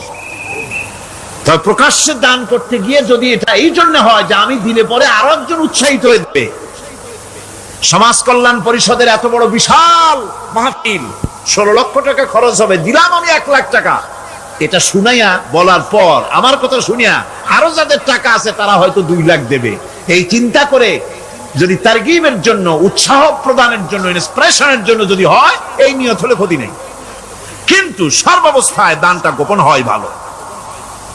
আল্লাহ পাক বলেন গোপনে যদি তুমি দান করো তাহলে আমি রব্বুল আলামিন ওই গোপন দানের বিনিময় তোমার সমস্ত গোপনীয় গুনাহগুলি আমি রব্বুল আলামিন মাফ করে দেব। তোমার গোপন গুনাহগুলি মাফ করে দেব। 5 নম্বরে হচ্ছে নির্বোধ আর অজ্ঞ লোকদেরকে প্রয়োজনের অতিরিক্ত টাকা দিবা না। দেখেন ইসলামের কি সুন্দর বিধান। বোকা, নির্বোধ, অজ্ঞ আছে না সমাজে? তুমি মহব্বতে, আল্লাহর মহব্বতে ওর লাগে 500 টাকা দিয়ে দিলা 5,000 টাকা, এ তো সর্বনাশ করে ফেলাবে, সে তো খারাপ জায়গায় তা ব্যয় করবে। এই জন্য অজ্ঞ লোকদেরকে, নির্বোধ লোকদেরকে প্রয়োজনের অতিরিক্ত দিতে আল্লাহ নিষেধ করেছেন। তবে আল্লাহর ইচ্ছা হচ্ছে এই যে যত বড় পাপী হোক আর যত বড় খোদাদ্রোহী হোক না কেন, প্রত্যেকের খাওয়া, পড়া, শিক্ষা, চিকিৎসা গ্যারান্টি দিতে হবে। সুবহানাল্লাহ। কোন এর নাম তো আল্লাহ, এর নাম কি? আল্লাহ পাক, যার ভেতরে কোনো কার্পণ্যতা নাই। আল্লাহরে মানলেও আল্লাহ খাইতে দেন, না মানলেও দেন, সকলকেই দেন সমভাবে।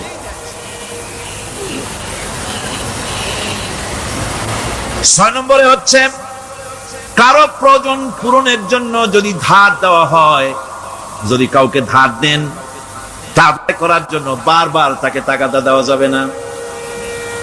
একথা শুনে যারা ঋণগ্রস্ত আছেন তারা আবার এই সুবিধাটা নিয়েন না। সামর্থ্য থাকতে যদি যার কাছ থেকে ধার এনেছেন তাকে যদি কষ্ট দেন, অবশ্যই আল্লাহর কাছে আসামি হতে হবে কিয়ামতের দিন, কোনো সন্দেহ নাই। আর যে ব্যক্তি ধার দিয়েছেন তিনি যদি বুঝতে পারেন যে এই লোকটি আসলে নিয়ত ভালো কিন্তু দিতে পারতেছে না, তাহলে এমন লোককে বারবার টাকাটা দিতে আল্লাহ নিষেধ করেছেন। তাকে শরম দিও না, তাকে সময় দাও। وَإِنْ كَانَ ذُو عُسْرَةٍ فَنَذِرَةٌ إِلَى مَيْسَرَةٍ وَأَنْ تَصَدَّقُوا خَيْرٌ لَكُمْ إِنْ كُنْتُمْ تَعْلَمُونَ। ঋণগ্রস্ত ব্যক্তির আর্থিক অবস্থা খারাপ হলে সচ্ছল হওয়া পর্যন্ত তাকে সময় দাও। আর তাকে যদি ক্ষমা করে দিতে পারো সেটা তো অনেক ভালো কথা, আল্লাহ তোমার প্রতি রহম করবেন। যদি ক্ষমার তাকে যদি সে দিতেই পারবে না এমন অবস্থা যদি হয়, তাহলে তাকে তুমি ক্ষমা করে দিও। কিছু সংখ্যক লোক আছে যারা ধার নিয়ে আসলে ফাঁকি দিতে চায়, আছেন এমন সমাজে না? নাই?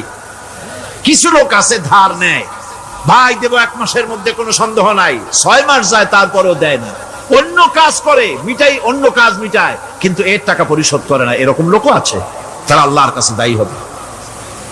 একবার পত্রিকায় দেখেছিলাম কার বাড়িতে কার্টুন দিয়েছে, বাড়িতে বিরাট সাইনবোর্ড লাগাইছে কুকুর হইতে সাবধান। তার বন্ধু বলছে, ভাই তুমি কুকুর কিনলে কবে?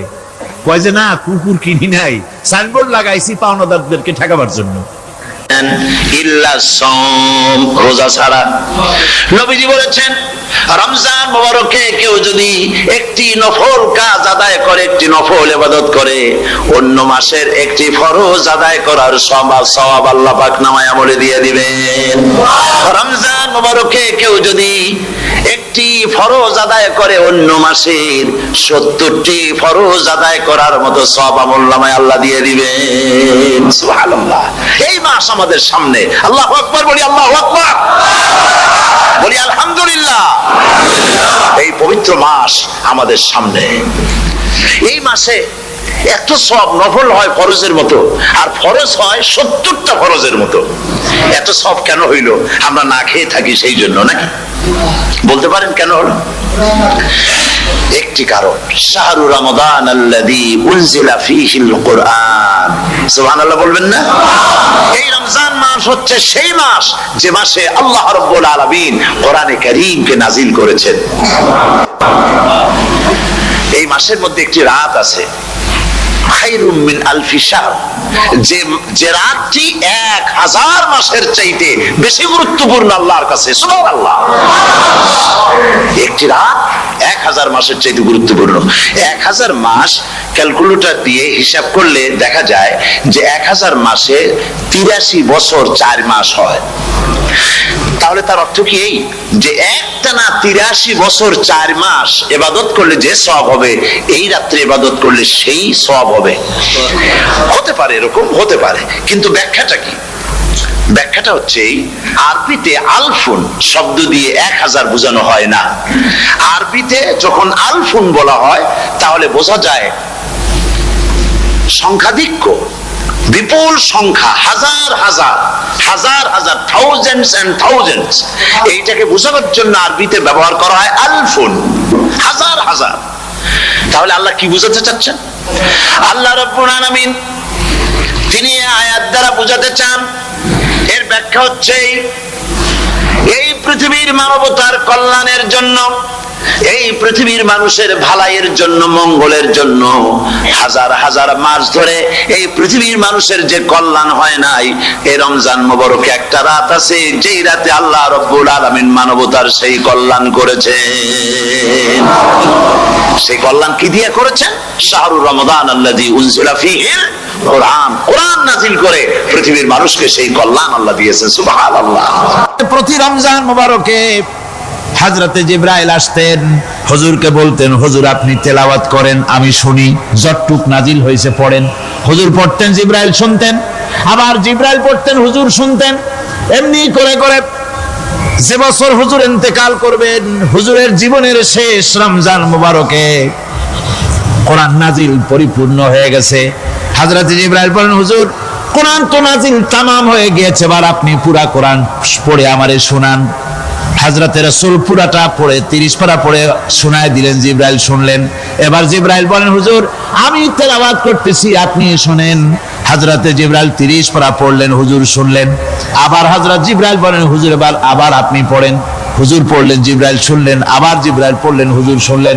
তার মানে হলো হুজুর যে বছর ইন্তেকাল করলেন ওই বছরের রমজান মুবারকে হযরত জিবরাইল 2 বার পড়েছেন, হুজুর শুনেছেন, আর হুজুর 2 বার পড়েছেন, জিবরাইল শুনেছেন, যাতে করে একটা জের জবর, একটা আয়াত, একটা সেমিকোলন যেন বাদ না পড়ে যায়। শাহরু রমাদান আল্লাযী উনজিলা ফীহিল কুরআন, রমজানের পবিত্র মাসে আমি অবতীর্ণ হয়েছি। সুবহানাল্লাহ। যদি প্রশ্ন করা হয় রমজানে তো আসছো, কিন্তু প্রথম নাজিল হয়েছিল কোন সময়? ওটা কি দিন ছিল না রাত ছিল? কোরআন তার জবাবে বলে, ইন্না আনজালনাহু ফি লাইলাতিল কদর, কদরের পবিত্র রাতে আমি এই পৃথিবীতে আমার আগমন ঘটেছিল। যদি প্রশ্ন করা হয় বুঝলাম সবই, কেন নাজিল হয়েছে তুমি? এই পৃথিবীতে তোমার আসার উদ্দেশ্য কি? মূল কাজটা কি? এই প্রশ্ন যদি করা হয়, কোরআনে কারীম তার জবাবে বলে, শোনো কেন এসেছি।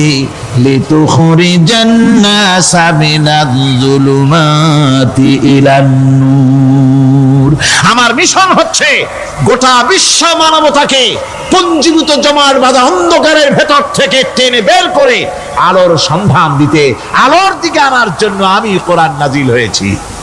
আল্লাহ পাক আমাদের জন্য একটি পবিত্র মাস আমাদেরকে দিচ্ছেন, দান করেছেন, যে মাসটির নাম হচ্ছে রমাদান। রমাদান হচ্ছে রামদুন, রা মিম দত। রাম ধাতু থেকে উৎপত্তি, এর অর্থ হচ্ছে জ্বালানো, পুড়িয়ে দেওয়া, ভস্ম করে দেওয়া। রমাদান, রমজান মুবারকে যারা নাকি সিয়াম সাধনা করে, আত্মত্যাগ করে, অর্থাৎ তিতিক্ষা, ত্যাগ এবং তিতিক্ষা করে, রমজান মুবারকে আল্লাহ পাক যেভাবে রোজা চান ওইভাবে যারা রোজা রাখে, তাদের সমস্ত গুনাহ সমূহকে আগুন যেমন আবর্জনাকে জ্বালিয়ে দেয়, রোজা যদি সঠিকভাবে কারো হয় তাহলে তার গুনাহগুলিকে এইভাবে জ্বালিয়ে ভস্ম করে দেয়। সুবহানাল্লাহ বিহামদিহি। এই রমাদান আমাদের সামনে। আমি আমার আলোচনার শুরুতে আমি আপনাদের খেদমতে আরজ করতে চাই যে মাসটির মধ্যে আমরা প্রবেশ করতে যাচ্ছি, দুটি জিনিস আমাদের সামনে এখন। একটি হচ্ছে আমরা মাহে রমজানকে ইস্তেকবাল করতে যাচ্ছি, মাহে রমজান আমাদের সামনে। দোয়া করে নেই যে আল্লাহ পাক এই পবিত্র রমজানের সম্মান করার মতো তৌফিক আমাদেরকে দান করো, আর যেভাবে রোজা রাখলে পরে তুমি খুশি হও সেইভাবে আমাদেরকে রোজা রাখার তৌফিক দান করো, বলি আমিন। এটি হচ্ছে সর্বশ্রেষ্ঠ মাস আল্লাহ পাক মুসলমানদের জন্য দান করেছেন। আবারও বলি আলহামদুলিল্লাহ। কোরআন শরীফের মধ্যে আল্লাহ সমস্ত ইবাদতের কথা বলেছেন, কিন্তু ডিটেইলস আলোচনা করেন নাই। হজ করতে হবে, কিন্তু ওকুফে আরাফা করতে হবে, রমিয়ে হিজার করতে হবে, রমিয়ে জিবার করতে হবে, তারপরে 7 বার তাওয়াফ করতে হবে, সাফা মারওয়া সাই করতে হবে। এগুলি কিন্তু কোরআন শরীফে আসে নাই, ডিটেইলস আসে নাই। নামাজ পড়তে হবে, কিন্তু জোহরে কয় রাকাত, আসরে কয় রাকাত, মাগরিবে কয় রাকাত, এই রাকাতগুলি কিভাবে বিন্যস্ত করতে হবে কোরআন শরীফে তা আসে নাই, বর্ণনা করা হয়নি। যাকাত দিতে হবে, কিন্তু কত টাকা হলে কত টাকা দিতে হবে, কত মন ধান হলে কতটুকু দিতে হবে, কত ছাগল হলে, কত গরু হলে, কত পরিমাণ সোনা হলে, কত পরিমাণ রৌপ্য মজুদ থাকলে যাকাত দিতে হবে, এর বিস্তারিত বিবরণ কোরআন শরীফে আসে নাই। চিন্তা হতে পারে যে তাহলে এগুলো আমরা পাইলাম কই? আমরা পেয়েছি কোরআনের ব্যাখ্যা হচ্ছে রাসূল কারীম সাল্লাল্লাহু আলাইহি ওয়াসাল্লাম, হুজুর এটাকে আমাদেরকে বলে দিয়েছেন। তিনি শারে ছিলেন, শরীয়ত প্রণেতা ছিলেন। তো সমস্ত ইবাদতকে আল্লাহ পাক সংক্ষেপে সংক্ষেপে তিনি আউটলাইন অথবা গাইডলাইন তিনি দিয়েছেন আল্লাহ পাক। রমজান মুবারক হচ্ছে একমাত্র ইবাদত যে রমজান সম্পর্কে আল্লাহ পাক ডিটেইলস পূর্ণ একটি রুকু আল্লাহ পাক আলোচনা করেছেন। সুবহানাল্লাহ। রোজা শুরু করবেন কোনখান থেকে, শেষ করবেন কোথায় গিয়ে, সফরে প্লেনে যখন চলবেন তখন আপনার রোজার অবস্থা কি হবে, যদি দেশে যান তখন কি হবে, অসুস্থ হলে কি হবে, কিভাবে রোজা রাখবেন, কিভাবে রোজা ভাঙবেন, তারপরে কখন শুরু হবে, কখন কি হবে ইত্যাদি বিস্তারিত বিবরণ। রোজার মতো করে এত অন্য কোন ইবাদতের ব্যাপারে আল্লাহ এতটা বলেন নাই যতটা বলেছেন রোজার ব্যাপারে। তাহলে নিশ্চয়ই বুঝতে পারছেন রোজাটা অত্যন্ত গুরুত্বপূর্ণ ইবাদত। সবটাই গুরুত্বপূর্ণ, কিন্তু রোজাটা আল্লাহর কাছে বেশি গুরুত্বপূর্ণ। সুবহানাল্লাহ। আচ্ছা, বেশি গুরুত্বপূর্ণ কেন সে কথা কি বলবো? অবশ্যই বলবো। বেশি গুরুত্ব এই কারণে, আল্লাহ পাক বলেছেন, এটা হচ্ছে হাদিসে কুদসি, আল্লাহ পাক বলেছেন আস-সাওমু লি ওয়া আনা আজজি বিহি। অন্য রিওয়ায়াতে এসেছে ওয়া আনা উজজা বিহি। আস-সাওমু লি, রোজা হলো আমার জন্য। কে বলতেছেন বলুন তো? আল্লাহ পাক বলছেন রোজা হচ্ছে আমার জন্য, রোজার পুরস্কার আমি দেব। অন্য বর্ণনায় এসেছে রোজা আমার জন্য আর রোজাদারের পুরস্কার আমি আল্লাহ নিজেই পুরস্কার। সুবহানাল্লাহ, সুবহানাল্লাহ। তাহলে প্রশ্ন আসে, আল্লাহ পাক বলছেন রোজা আমার জন্য, আস-সাওমু লি। আল্লাহ তো এই কথা কোথাও বলেন না আজ-যাকাতু লি, আস-সালাতু লি, আল হাজ্জু লি। রোজা আমার কি বলে, যাকাত আমার জন্য, হজ আমার জন্য, নামাজ আমার জন্য, এই কথা কিন্তু আল্লাহ বলেন নাই। অবশ্যই আমরা যাকাত হোক, নামাজ হোক, হজ হোক কার জন্য করি? আল্লাহর জন্য করি। রমজানের ব্যাপারে আল্লাহ খাস করেছেন যে আস-সাওমু লি, রোজা আমার জন্য। এই কথাটার অর্থ কি, তাৎপর্য কি, ব্যাখ্যা কি, সিগনিফিকেন্স কি? এর সিগনিফিকেন্স হচ্ছে এই যে প্রত্যেকটা ইবাদতের দুটি ধরন আছে। কয়টা ধরন বলুন তো? দুটি ধরন। একটি ধরন হচ্ছে বাহ্যিক আর একটা হচ্ছে আভ্যন্তরীণ। প্রত্যেকটা ইবাদতের দুটি দিক আছে, একটা মানুষকে দেখানো আর একটা ভেতরের। যেমন নামাজ, একটি লোক নামাজ পড়ে না, কিন্তু এমন একটা সমাবেশের মধ্যে পড়ে গেছে সবাই নামাজ পড়ে। এখন আমি যদি নামাজ না পড়ি তাহলে লোকে বলবে কি? তখন উযু আছে কি না আছে দাঁড়ায় গেল আল্লাহু আকবার। তাহলে দেখা গেল নামাজ আল্লাহর জন্য পড়ে, আবার মানুষের জন্য দেখাবার জন্য করে। যাকাত এটা দেয় মানুষে, তার নিয়তটাকে আল্লাহ পাক ভালো জানেন। কিন্তু কিছু লোক তেমন আছে যাকাতের নামে লুঙ্গি, আমাদের দেশে আছে, এখানে কি করে আমি জানি না, লুঙ্গি শাড়ি কিনে তারপরে বাড়িতে সব জমা করে এরপরে গরিবদের দাওয়াত দেয় এবং সকলকে দেখায় এইভাবে লুঙ্গি দিল, শাড়ি দিল, লোকেরা দেখলো যে যাকাত দিল, খুব যাকাত দিয়েছে। কোরবানির ব্যাপারে এভাবে বিরাট একটা গরু কিনলো, কিনে মানুষকে দেখাইলো। চট্টগ্রামে আছে সবচেয়ে বড় দামের গরু একটা কিনে গরুর গলায় মালা একটা পরাইয়া তারপরে শহর ঘুরায়। এখন অবশ্য এটা কমে গেছে আগের থেকে অনেক। মানুষ দেখুক যে অমুকে এই গরুটা কোরবানি করেছে। এটা কি কোরবানির জন্য হলো না মানুষকে দেখাবার জন্য হলো? হজ, টাকা আছে, লোকেরা বলবো কি যে এত টাকার মালিক তাও হজে যায় না, সুতরাং যাই একটু হজ করে আসি। তাহলে হজ করা গেল, আবার মানুষকে দেখাবার জন্য করলো। দুটি জিনিস আছে। কিন্তু একমাত্র রোজা যদি কেউ রাখে মানুষকে দেখাবার জন্য সকাল থেকে শুরু করে সন্ধ্যা পর্যন্ত না খাইয়া কোনো পাগলও থাকবে না। বলেন আপনারা ঠিক কিনা? সে তো মানুষকে দেখাবার জন্য দাঁত পরিষ্কার করে নিল আর দুপুরে ভাত খাই নিল, বউতেও টের পাইল না। পারবে কিনা? পারবে। টয়লেটে গিয়ে খাই নিল ভালো করে, কোন একটা আড়াল জায়গা নিয়ে খেয়ে গেল, বাচ্চাও দেখলো না, বউতেও দেখলো না, খেয়ে নিল। তাহলে সে তো রোজা রাখলো না। আল্লাহ পাক বলছেন আস-সাওমু লি, রোজা হচ্ছে আমার জন্য। যে রোজা রাখে আমার জন্যই রাখে, মানুষকে দেখাবার জন্য সারাদিন না খেয়ে থাকার কোনো প্রশ্নই ওঠে না। সুবহানাল্লাহ। সুতরাং রোজা যে রাখলো সে আমার জন্যই রাখলো। ওয়া আনা আজজি বিহি, রোজার পুরস্কার আমি আমার হাত দিয়ে দেব। সুবহানাল্লাহ, আমার হাত দিয়ে দেব। ম্যানেজার যদি বলে এই কাজগুলি করলে পরে বেতন, নির্ধারিত বেতন পাবা, আর এইটা যদি করো তাহলে বেতনটা আমি দেবো আমার হাত দিয়া, তাহলে এমপ্লয় যারা তারা বুঝতেই পারবে যে মালিক যখন নিজেই দেবে তাহলে ম্যানেজারের মতো দেবে না, মালিক মালিকের মতোই বড় করে দেবে। আল্লাহ পাক ফেরেশতাদের কাছে এটা রাখেন নাই, সব নেকি তোমরা লেখো গিয়া, আর রোজার সওয়াব আমার হাত দিয়ে আমি দেব। সুবহানাল্লাহ। এরপরে আল্লাহ পাক বলছেন, অন্য রিওয়ায়াতে এসেছে রোজা আমার জন্য আর রোজাদারের পুরস্কার আর কিচ্ছু না, রোজাদারের পুরস্কার আমি আল্লাহ নিজেই পুরস্কার হয়ে যাব। সুবহানাল্লাহ। হাদিস শরীফে এসেছে রোজা রাখলে পরে ক্ষুধার কারণে, খালি পেটে থাকার কারণে টক্সিন জাতীয় এক প্রকারের গ্যাস তৈরি হয় পেটের ভেতরে, স্টমাকের মধ্যে, ফলে মুখে এক রকমের দুর্গন্ধের সৃষ্টি হয়। নবীজি বলেছেন রোজাদারের মুখের থেকে যে গন্ধ বের হয়, আল্লাহ পাকের কাছে রোজাদারের মুখের গন্ধ মিস্ক আম্বারের চাইতে বেশি পবিত্র। আপনার মুখের গন্ধটাও আল্লাহর কাছে পবিত্র। রোজাদারের জন্য, রোজাদারদের জন্য জান্নাতের একটি দরওয়াজা খাস করে রাখা হয়েছে, যার নাম রাইয়ান। এই দরওয়াজা রোজাদারদের জন্য, কেবলমাত্র রোজাদারেরা সেখান থেকে প্রবেশ করবে, আর কেউ প্রবেশ করতে পারবে না। এই রোজাদারদের সম্পর্কে আল্লাহ পাক বলেছেন, হাদিস শরীফে এসেছে, বুখারী শরীফের হাদিস, রাসূল করিম সাল্লাল্লাহু আলাইহি ওয়াসাল্লাম বলেছেন, লিসাইমে ফারহাতান, ফারহাতুন ইনদা ফিতরিহি ওয়া ফারহাতুন ইনদা লিকাই রাব্বিহি। রোজাদারের জন্য দুইটা খুশি। কয়টা খুশি বলুন তো? কে বলছেন? আল্লাহ রাসূল বলছেন রোজাদারের জন্য দুইটা খুশি। লিসাইমে ফারহাতান, দুটি খুশি। ফারহাতুন ইনদা ফিতরিহি, একটা খুশি হচ্ছে ইফতারের সময়। এই ফিতরিহিতে, এই ফিতরিহি দুটি কথা, এই একটি কথার দুটি ব্যাখ্যা হয়। একটা হচ্ছে ইফতারের সময়, ইফতারের কথা বলা হয়েছে, আর ঈদের কথাও এর মধ্যে বলা হয়েছে। ইফতারের সময় হলো একটা খুশি, আর একটা খুশি হচ্ছে ইনদা লিকাই রাব্বিহি, যখন রোজাদারের সঙ্গে আল্লাহ পাক দেখা করবেন তখন হবে আরেকটা খুশি। তার মানে হচ্ছে রোজাদারদের সঙ্গে স্পেশাল আল্লাহ রাব্বুল আলামিন সাক্ষাৎকারের ব্যবস্থা করবেন। সুবহানাল্লাহ। তাহলে দুটি জিনিস হলো, একটা হলো ইফতারের জন্য দুটা, রোজাদারের জন্য দুটা খুশি, একটা হলো ইফতারের সময়, আর একটা হচ্ছে আল্লাহর সঙ্গে যখন দেখা করবে। তো ইফতারের যে খুশিটা, এই খুশি রোজাদার ছাড়া কেউ বুঝবে না।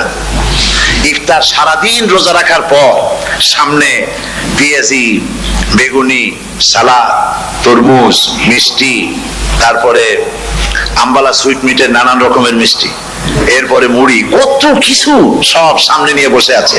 দেখছেন অবস্থা? সমস্ত কিছু সামনে বসা, ঘড়ির দিকে তাকানো। আপনি যদি 5 মিনিট আগে খান, ফেরেশতা এসে মুখের উপর থাপ্পড় মারবে, বেটা খাইলি কেন? বলবে কেউ? বলবে না। কোন ফেরেশতা লাঠি নিয়ে দাঁড়ায় আছে? দাঁড়ায় নাই, কিন্তু আপনি খাচ্ছেন না কেন? সুবহানাল্লাহ, সুবহানাল্লাহ বলবেন না? অন্তত 1500 বছর আগে আল্লাহ রাব্বুল আলামিন নির্দেশ করে রেখেছেন, সূর্য সাদা হওয়া থেকে, পূর্ব দিগন্ত সাদা হওয়া থেকে শুরু করে পশ্চিম দিগন্তে যখন কালো হয়ে কালো রেখা দেখা দেবে, যখন মাগরিব হয়ে যাবে, সূর্যাস্ত যাবে, ততক্ষণ পানাহার আর স্ত্রী সম্ভোগ থেকে বিরত থাকো।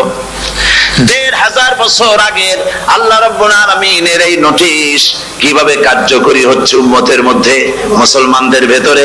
খাবার সামনে আসে, পিপাসা লেগেছে, এখন তো পিপাসা লাগে না, খুব ঠান্ডার সময়, এখন রোজা রাখতে খুব মজা হবে, তাই না? খুব মজার রোজা। কিন্তু এই রোজা যখন জুন মাস আর জুলাই মাসে আসবে, তখন টের পায় মানুষ রোজা কাকে বলে। প্রচন্ড পিপাসা, সামনে সব খাবার পড়ে আছে, একটা খাবারের দিকে রোজাদারের হাত যায় না, ঘড়ির দিকে তাকায় আর চুপ করে বসে বসে আল্লাহর জিকির করতে থাকে। আল্লাহ কয়, ফেরেশতারা দেখ, এই বান্দা বানাইতে নিষেধ করছিলি। সুবহানাল্লাহ। আল্লাহ খুশি হয়ে যান। রোজাদার অপেক্ষা করতে থাকে, ঠিক যখন কাটায় সময়টা এসে গেছে, তখন আল্লাহর নাম করে খুরমা দিয়ে, পানি দিয়ে ইফতার শুরু করে দিল। আল্লাহ পাক খুশি হয়ে গেলেন। এই যে ইফতার, সারাদিন রোজা রেখে ইফতার করায় যে মজা, রোজা রাখলো না এরকম লোকেরাও কিন্তু ইফতার করে না? পুরান ঢাকায় আছে, ঢাকার তো কয়েকটা এলাকা আছে, পুরান ঢাকার লোকেরা নাকি বলে যে, যারা রোজা রাখে না তারা বলে যে, রোজা না রাখে একরকম পাপ করছি, আর ইফতার না করে কবিরা গুনাহ করবো নাকি, ইফতার তো করাই লাগবে। তো খুব মজা করে ইফতার করে তারা। তো সারাদিন রোজা রেখে পেঁয়াজি, ছোলা, বুট, মুড়ি খাওয়ায় যে মজা, সারাদিন ভাত খাইয়া তারপরে ইফতারের শরীক হওয়া, ছাগলে ঘাস খাইলে যেমন লাগে ওইরকম তার মুখে লাগে, এই মজা পাবে না। রোজাদারের যে মজা লাগে সেই মজা সে পাবে না। সারা মাস রোজা থাকার পর, আল্লাহর হুকুম মেনে সারা রাত রোজা রাখার পর, তারপরে ঈদের দিনে জামা কাপড় পরিষ্কার করে, শেরওয়ানি গায়ে লাগাইয়া, পাঞ্জাবি পরে, আতর মেখে, এরপরে ঈদের জামাতে যখন দাঁড়ায় যায় সে যে মজা পায়, সারা মাস রোজা রেখে ঈদের জামাতে গিয়ে সে যে মজা পায়, যে রোজা রাখলো না ঈদের দিনে খুব জামা পাজামা সেন্ট এগুলো মেখে টেকে প্রথম কাতারে গিয়ে দাঁড়ায় গেছে, ও সেই মজা পাবে না। ওর মনের মধ্যে একটা চোর চোর ভাব থেকেই যায়। সে মনে মনে ভাবে এই জামাত আমার না, জোর করে আসছি, এখানে দাঁড়াবার যোগ্যতা আমার নাই। মনের মধ্যে সে একটা অপরাধী ফিল করে, সে ফিল করতে থাকে। সুতরাং রোজাদারের জন্য দুইটা খুশি, একটা হচ্ছে ইফতারের সময়, আর একটা খুশি হবে যখন আল্লাহ তাদেরকে দেখা দেবেন। সুবহানাল্লাহ। এই রোজা আল্লাহ পাক দান করেছেন। আচ্ছা, কি জন্য রোজা আমাদের দিলেন? এই জন্য দিয়েছেন যে একটা মাস পৃথিবীর মুসলমানরা না খেয়ে থাকুক দিনের বেলায়, ওই না খেয়ে থাকা যে খাবারগুলি বাঁচবে এগুলি আল্লাহ অন্য কোন এলাকার মানুষদের খাওয়াবেন নাকি? এই জন্য করেছেন রোজা, এই জন্য করেন নাই। রোজার ফজিলত আল্লাহর নবী বলেছেন, রমজান মুবারকের এত ফজিলত, মানুষ যখন কোন ইবাদত করে আল্লাহ পাক সেই ইবাদতের নেক আমলের সওয়াব 10 থেকে শুরু করে 700 পর্যন্ত বাড়ায় দেন। 10 থেকে শুরু করে 700 বাড়ায় দেন, ইল্লা সাওম, রোজা ছাড়া। নবীজি বলেছেন, রমজান মুবারকে কেউ যদি একটি নফল কাজ আদায় করে, একটি নফল ইবাদত করে, অন্য মাসের একটি ফরজ আদায় করার সওয়াব আল্লাহ পাক নামায়ে আমলে দিয়ে দিবেন। রমজান মুবারকে কেউ যদি একটি ফরজ আদায় করে, অন্য মাসের 70টি ফরজ আদায় করার মতো সওয়াব আমলনামায় আল্লাহ দিয়ে দিবেন। সুবহানাল্লাহ। এই মাস আমাদের সামনে, আল্লাহু আকবার বলি, আল্লাহু আকবার বলি, আলহামদুলিল্লাহ। এই পবিত্র মাস আমাদের সামনে, এই মাসে এত সব নফল হয় ফরজের মতো, আর ফরজ হয় 70টা ফরজের মতো। এত সব কেন হইল? আমরা না খেয়ে থাকি সেই জন্য নাকি? বলতে পারেন কেন হলো? একটি কারণ, শাহরু রমাদান আল্লাযী উনজিলা ফীহিল কুরআন। সুবহানাল্লাহ বলবেন না? এই রমজান মাস হচ্ছে সেই মাস যে মাসে আল্লাহ রাব্বুল আলামিন কোরআনে কারীমকে নাজিল করেছেন। এই মাসের মধ্যে একটি রাত আছে, খায়রুম মিন আলফি শাহর, যে রাতটি 1000 মাসের চাইতে বেশি গুরুত্বপূর্ণ আল্লাহর কাছে। সুবহানাল্লাহ। একটি রাত 1000 মাসের চাইতে গুরুত্বপূর্ণ। 1000 মাস ক্যালকুলেটর দিয়ে হিসাব করলে দেখা যায় যে 1000 মাসে 83 বছর 4 মাস হয়। তাহলে তার অর্থ কি এই যে একটানা 83 বছর 4 মাস ইবাদত করলে যে সওয়াব হবে, এই রাত্রে ইবাদত করলে সেই সওয়াব হবে? হতে পারে, এরকম হতে পারে, কিন্তু ব্যাখ্যাটা কি? ব্যাখ্যাটা হচ্ছে, আরবিতে আলফুন শব্দ দিয়ে 1000 বোঝানো হয় না। আরবিতে যখন আলফুন বলা হয় তাহলে বোঝা যায় সংখ্যাধিক্য, বিপুল সংখ্যা, হাজার হাজার হাজার হাজার, থাউজেন্ডস এন্ড থাউজেন্ডস। এইটাকে বোঝানোর জন্য আরবিতে ব্যবহার করা হয় আলফুন, হাজার হাজার। তাহলে আল্লাহ কি বোঝাতে চাচ্ছেন?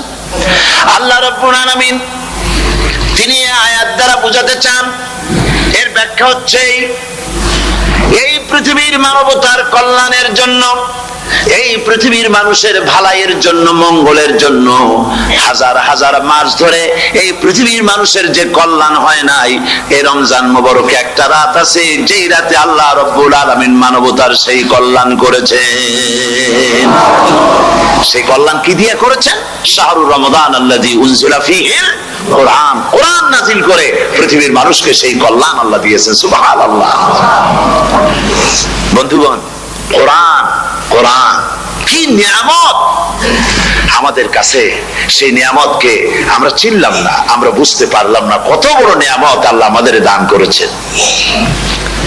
এই কোরআন যেন আপনি শুনতে পারেন, পড়তে পারেন, বুঝতে পারেন, সেই জন্য আল্লাহ রাব্বুল আলামিন শরীয়ত কি সুন্দর ব্যবস্থা করেছে। কোরআন শোনার জন্য রমজান মুবারকে তারাবিহের নামাজের ব্যবস্থা করা হয়েছে। সুবহানাল্লাহ, সুবহানাল্লাহ। যারা সব সময় পড়তে পারেন না, কোরআন তেলাওয়াত জানেন না, অথবা সারা বছর এক খতম কোরআন শরীফ পড়া হয় না, শরীয়ত কি সুন্দর বিধান করলো যে আপনি যেন 30 পারা কোরআন শরীফ শুনতে পারেন, এই ব্যবস্থা তারাবিহের নামাজের মধ্যে শরীয়ত করে দিয়েছে। দিয়েছে। আলহামদুলিল্লাহ, আলহামদুলিল্লাহ। যাদের টাকা কড়ি আছে আমি তাদেরকে অনুরোধ করব, যদি পারেন তাহলে মেহেরবানি করে রমজান মোবারকে উমরা পালন করবেন। আমি উমরার নিয়ত করে এসেছি, ঢাকা থেকে উমরার নিয়ত করে এসেছি, আপনাদেরকে দেখে গেলাম। আর আমি এখান থেকে ডাইরেক্ট মদিনা মুনাওয়ারায় চলে যাব ইনশাআল্লাহ। লাইলাতুল কদর পর্যন্ত হারামাইনুশ শরীফাইনে কাটাতে চাই, নিয়ত করেছি। আপনারা দোয়া করুন আল্লাহ যেন কবুল করেন। কি মজা যখন আপনি হারামাইনুশ শরীফাইনে যখন তেলাওয়াত শুনবেন, আপনার কাছে মনে হবে যেন কোরআন শরীফ নাজিল হতেছে। সুবহানাল্লাহ। সেখানে তো নামাজের পরে হাত তুলে মোনাজাত করা হয় না, শুধুমাত্র রমজান মুবারকে বেতেরের নামাজের মধ্যে ইমাম সাহেব হাত তুলে মোনাজাত করেন।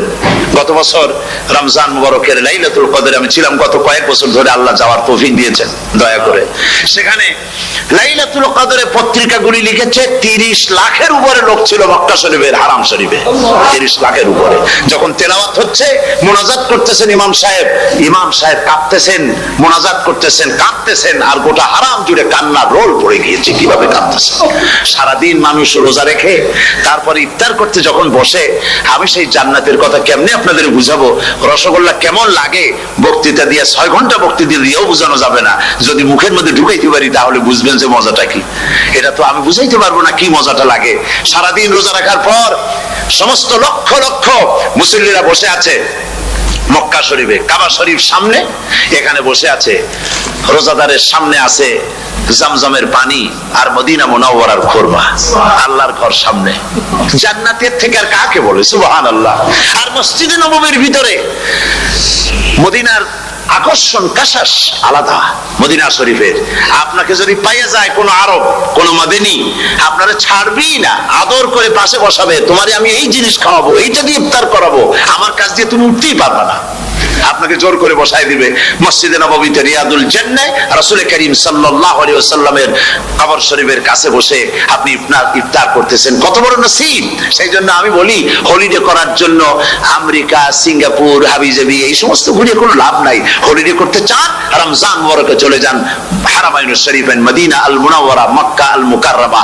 কপাল খুলে যাবে, জিন্দেগীর সমস্ত গুনাহ খাতা আল্লাহ পাক maaf করে দিবেন। রাসূল করিম সাল্লাল্লাহু আলাইহি ওয়াসাল্লাম বলেছেন, রমজান মুবারকে যে উমরা করলো সেজন্য হজ আদায় করলো। সুবহানাল্লাহ। অন্য রিওয়ায়াতে এসেছে, যে ব্যক্তি রমজান মুবারকে উমরা করলো সেজন্য আমার সাথে হজ আদায় করলো। সুবহানাল্লাহ। তো বলতেছিলাম যে কোরআনে কারীম হচ্ছে একটি বিরাট নিয়ামত। এই নিয়ামত শোনানো হয় রমজান মুবারকে। আমি এবার এসে খুব খুশি হলাম এই কথা শুনে যে ইস্ট লন্ডন মসজিদ তারা একটা ব্যবস্থা করেছে, সুন্দর একটা রেডিও তারা আবিষ্কার করেছে। না কি করছেন আপনারা? ট্রান্সমিটার তৈরি করেছেন। ওনারা ওখানে রেডিও বিক্রি করেন। আপনারা বহুটা খরচ করেছেন, তারা হাজার হাজার পাউন্ড খরচ করে টাওয়ার বানিয়েছেন এবং একটা ফ্রিকোয়েন্সি তারা নিজেরা নিয়েছেন। আর রেডিওগুলি 125 পাউন্ড করে ওনারা দিচ্ছেন খরচ হিসেবে। এইটা যারা নিয়ে যায় ঘরের মধ্যে বসে তারাবিহের তেলাওয়াত তারা শুনতে পাবেন। মহিলারা অনেক সময় আসতে পারেন না, মহিলারা ঘরে বসে শুনতে পারবেন। ওই ইস্ট লন্ডন মসজিদে যত ওয়াজ হবে, তেলাওয়াত হবে, নামাজ হবে, আজান হবে, ওয়াজ হবে, জিকির হবে, সব আপনার ঘরে বসে আপনি শুনতে পারবেন। আল্লাহ রাব্বুল আলামিন এই ইকদামকে, এই পদক্ষেপকে আল্লাহ কবুল করুন, সবাই বলেন আমিন। এবং প্রত্যেকের ঘরে ঘরে এই রেডিও পৌঁছে যাক, আমরা বলি আমিন। আল্লাহ যেন কবুল করেন। আপনি ঘরে বসে মসজিদের সমস্ত প্রোগ্রাম পেতে পারবেন। আর কি সুন্দর, সেখানে যিনি তেলাওয়াত করেন, আজান দেন, আলহামদুলিল্লাহ, তার আজান শুনলে পরে তো মনে হয় যে আমি মক্কা শরীফে চলে গেছি, মদিনায় চলে গেছি। আর তেলাওয়াত কত সুন্দর, আলহামদুলিল্লাহ। আল্লাহ তার প্রতি রহম করুন, আমরা বলি আমিন। সুতরাং বলতেছিলাম যে পবিত্র রমজানুল মুবারক এটি কি, জিনিসটা কি, জিনিসটা বোঝাবার জন্য আমি বলি, যেমন এই ঘড়িটা এটা কেনার পর 2-1 বছর পর এটা ফাস্ট হয় অথবা কি হয়, স্লো হয়ে যায়। তখন এটাকে সারার জন্য আমরা হসপিটালে দেই। হসপিটাল মানে লন্ডন হসপিটাল না, ঘড়িরও হসপিটাল আছে। তো ঘড়ির হসপিটালে দিলাম, ওরা এটাকে দেখে শুনে ওয়াইলিং করে টরে দিল ঠিক মতো। একবার যদি ঠিক করে দিল, আবার আমার 1-2 বছর চললো, আর কোনো ডিস্টার্ব করবে না, ঠিক কিনা?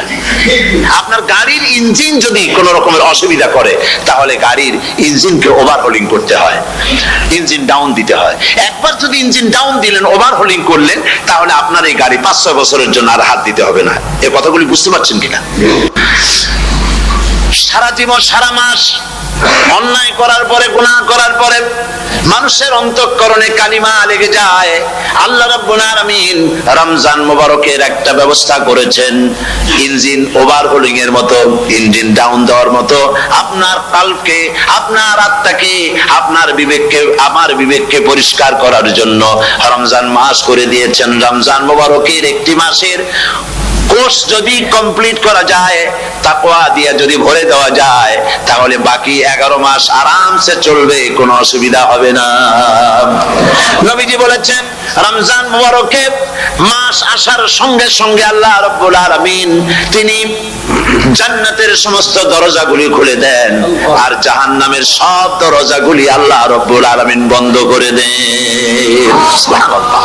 আর শয়তানকে শৃঙ্খল দিয়ে বেঁধে ফেলা হয়, শিকল দিয়ে শয়তানকে বাঁধা হয়ে যায়। এই হাদিসটা যখনই শোনাই বিভিন্ন জায়গায়, লোকেরা বিভিন্ন জায়গায় প্রশ্ন করে, হুজুর কোন তো যে শয়তানরে বাঁধতে হয়, কিন্তু রমজান মাস হতো লোকেরা মদ খায়, মিথ্যা কথা কয়, তাহলে শয়তান বাঁধা থাকলো কেমনে? আমি বলি দেখেন, এর ব্যাখ্যা আছে। এর ব্যাখ্যা হলো এই, কোন কোন ঘড়ি আছে একবার চাবি দিলে 6 মাস চলে, আর একবার চাবি দিলে 2 বছর চলে, আবার চাবি দিলে লাইফ চলে যায়, এরকমের ঘড়িও আছে। কোন কোন মানুষের শয়তানে এমন চাবি দিছে যে চাবিতে 6 মাস চলে, কোনটায় 10 মাস চলে, কোনটায় বছর চলে। রোজার মাসেও যারা গুনাহ করে শয়তানে এমন চাবি দিছে যে রোজার মাসেও বন্ধ হচ্ছে না, এরা শয়তানের খপ্পরে পড়ে গেছে। আল্লাহ এই চাবি থেকে মুসলমানদেরকে হেফাজত করুন, বলি আমিন। জোরে বলেন আমিন। শয়তান থেকে পানাহ কেউ দিতে পারে না, কোন গভর্নমেন্ট পারবে না। ব্রিটিশ গভর্নমেন্ট পারবে নাকি? American government? কেউ পারবে না। শয়তান থেকে পানাহ দিতে পারে কেবলমাত্র কে? ওই আল্লাহ রাব্বুল আলামিন আমাদেরকে শিখায় দিয়েছেন, শয়তানের ওয়াসওয়াসা থেকে আমার কাছে পানাহ চাও। আউযু বিল্লাহি মিনাশ শাইতানির রাজিম। বিতাড়িত মরদুদ শয়তানের ওয়াসওয়াসা থেকে পানাহ চাই, আল্লাহর কাছে পানাহ চাও। আল্লাহ পাক বলেন আমি পানাহ দিতে পারি শয়তানের ওয়াসওয়াসা থেকে। শয়তান থেকে আশ্রয় একমাত্র সিকিউর, নিরাপত্তা পেয়েছেন আল্লাহর পয়গম্বরেরা। সুবহানাল্লাহ। আম্বিয়া আলাইহিমুস সালাম তারা আল্লাহ কর্তৃক নিয়ন্ত্রিত, শয়তানের ক্ষমতা নাই পয়গম্বরদের কাছে যাওয়া। চতুর সীমানার ভেতরে শয়তান প্রবেশ করে কোন নবীকে ওয়াসওয়াসা দিতে পারবে না, বলি সুবহানাল্লাহ। এই জন্য শয়তান থেকে বেঁচে যাওয়া, শয়তানের ওয়াসওয়াসা থেকে বাঁচা খুবই কঠিন। সেই জন্য আল্লাহ পাক বলছে শয়তানকে বেঁধে রাখা হয়, জান্নাতের সমস্ত দরজা খোলা, জাহান্নামের সমস্ত দরজা বন্ধ হয়ে যায়। এই নিয়ামতের মাস আমাদের সামনে। প্রত্যেকটি যখন কোন ওয়ার্কশপ হয়, তো ওয়ার্কশপের জন্য এক একটা কি বলে সিলেবাস থাকে। রমজান মুবারক একটা ওয়ার্কশপ। এই ওয়ার্কশপের মধ্যে একটা সিলেবাস আছে, সেই সিলেবাসের নাম হচ্ছে কোরআন। কোরআন কোরআন কোরআন নাজিলের মাসে আমরা কি কোরআন তেলাওয়াত করি? বলেন। রোজা হচ্ছে, হাদিস শরীফের মধ্যে বলা হয়েছে as-sawmu junnah, রোজা হচ্ছে ঢাল। রোজা কি কন্ত? ঢাল বোঝেন তো? ঢাল কি? প্রোটেক্টর। আপনি জিহাদের ময়দানে, যুদ্ধের ময়দানে নিরাপত্তার জন্য, বাইরের থেকে আক্রমণকে ফিরাবার জন্য কি ব্যবহার করেন? ঢাল ব্যবহার করেন। রোজা হচ্ছে ঢাল, শয়তানের সমস্ত আক্রমণ থেকে বাঁচার জন্য রোজা হচ্ছে ঢাল। রোজার দিনে কেউ যদি আপনার সাথে ঝগড়া করে, তাহলে রাসূল বলেছেন তুমি বলো, তুমি ঝগড়ায় প্রবৃত্ত হবে না। তোমার সাথে যদি কেউ ঝগড়া করে, তুমি বলবে ইন্নী সাইম, আমি রোজাদার। আমি তোমার মতো ঝগড়া করতে আমিও পারি, আমি তোমার মতো গালাগালি দিতে পারি, কিন্তু আমি দেব না, ঝগড়াও করব না, গালিও দেব না, মারামারিও করব না, কারণ আমি রোজাদার। সুবহানাল্লাহ। রোজা আপনাকে গুনাহ থেকে বাঁচায় দেবে। দেখেন রোজা কিভাবে গুনাহ থেকে বাঁচায়। মিথ্যেবাদী, মিথ্যেবাদী সারাক্ষণ মিথ্যে কথা বলে, কিন্তু রোজার মাস আসছে, এখন মিথ্যাবাদী যারা, তাদের ঘনিষ্ঠ লোকদের কাছে শুনেছি যে তারা বলে, যদি কোনো লোক দিনের বেলা এসে যায় আর এমন কথা, যে কথা বলতে গেলে মিথ্যা বলা ছাড়া উপায় নাই তার জন্য, সে তখন বলে ভাই তুমি তো অসময় আসছো, এখন আমি খুব ব্যস্ত, আই এম ভেরি বিজি, তুমি রাত্রে আসো। কথা বুঝতে পেরেছেন তো? রোজা হচ্ছে কি? রোজাটা কি বলে? ঢাল। কোন মেয়ে লোকের দিকে চোখ পড়লো, আহা আমি তো রোজাদার, চোখকে সাথে সাথে নিচে নামায় ফেললো। গানের আওয়াজ আসলো, আমি তো রোজাদার, সে গানটা শুনলো না। কাজী সমস্ত গুনাহ থেকে বাঁচার জন্য রোজা একটা বিরাট হাতিয়ার। সুবহানাল্লাহ। এই মাসে আল্লাহ রাব্বুল আলামিন এই মাসটা, এই রোজাটা কেন দিয়েছেন? লাআল্লাকুম তাত্তাকুন। ইয়া আইয়ুহাল্লাযীনা আমানু কুতিবা আলাইকুমুস সিয়ামু কামা কুতিবা আলাল্লাযীনা মিন ক্বাবলিকুম লাআল্লাকুম তাত্তাকুন। হে বিশ্বাসীরা, তোমরা যারা ঈমান এনেছো, শোনো, আমি রোজাকে তোমাদের জন্য ফরজ করেছি, যেমন করে ফরজ করেছিলাম তোমাদের পূর্বপুরুষদের উপরে। রোজা শুধু আমাদের উপরে ফরজ হয়েছে তা না, আমাদের আগে যারা যেসব নবীরা আসছিলেন তাদের উপর রোজা কি ছিল? ফরজ ছিল। সুতরাং এই রোজা তোমাদের উপরে ফরজ, এই জন্য লাআল্লাকুম তাত্তাকুন, যাতে করে তোমরা কি হতে পারো? পরেজগার হতে পারো। কি হতে পারো? পরেজগার, মুত্তাকি হতে পারো, আল্লাহকে ভয় করতে পারো। একমাত্র আল্লাহর ভয় মানুষকে ভালো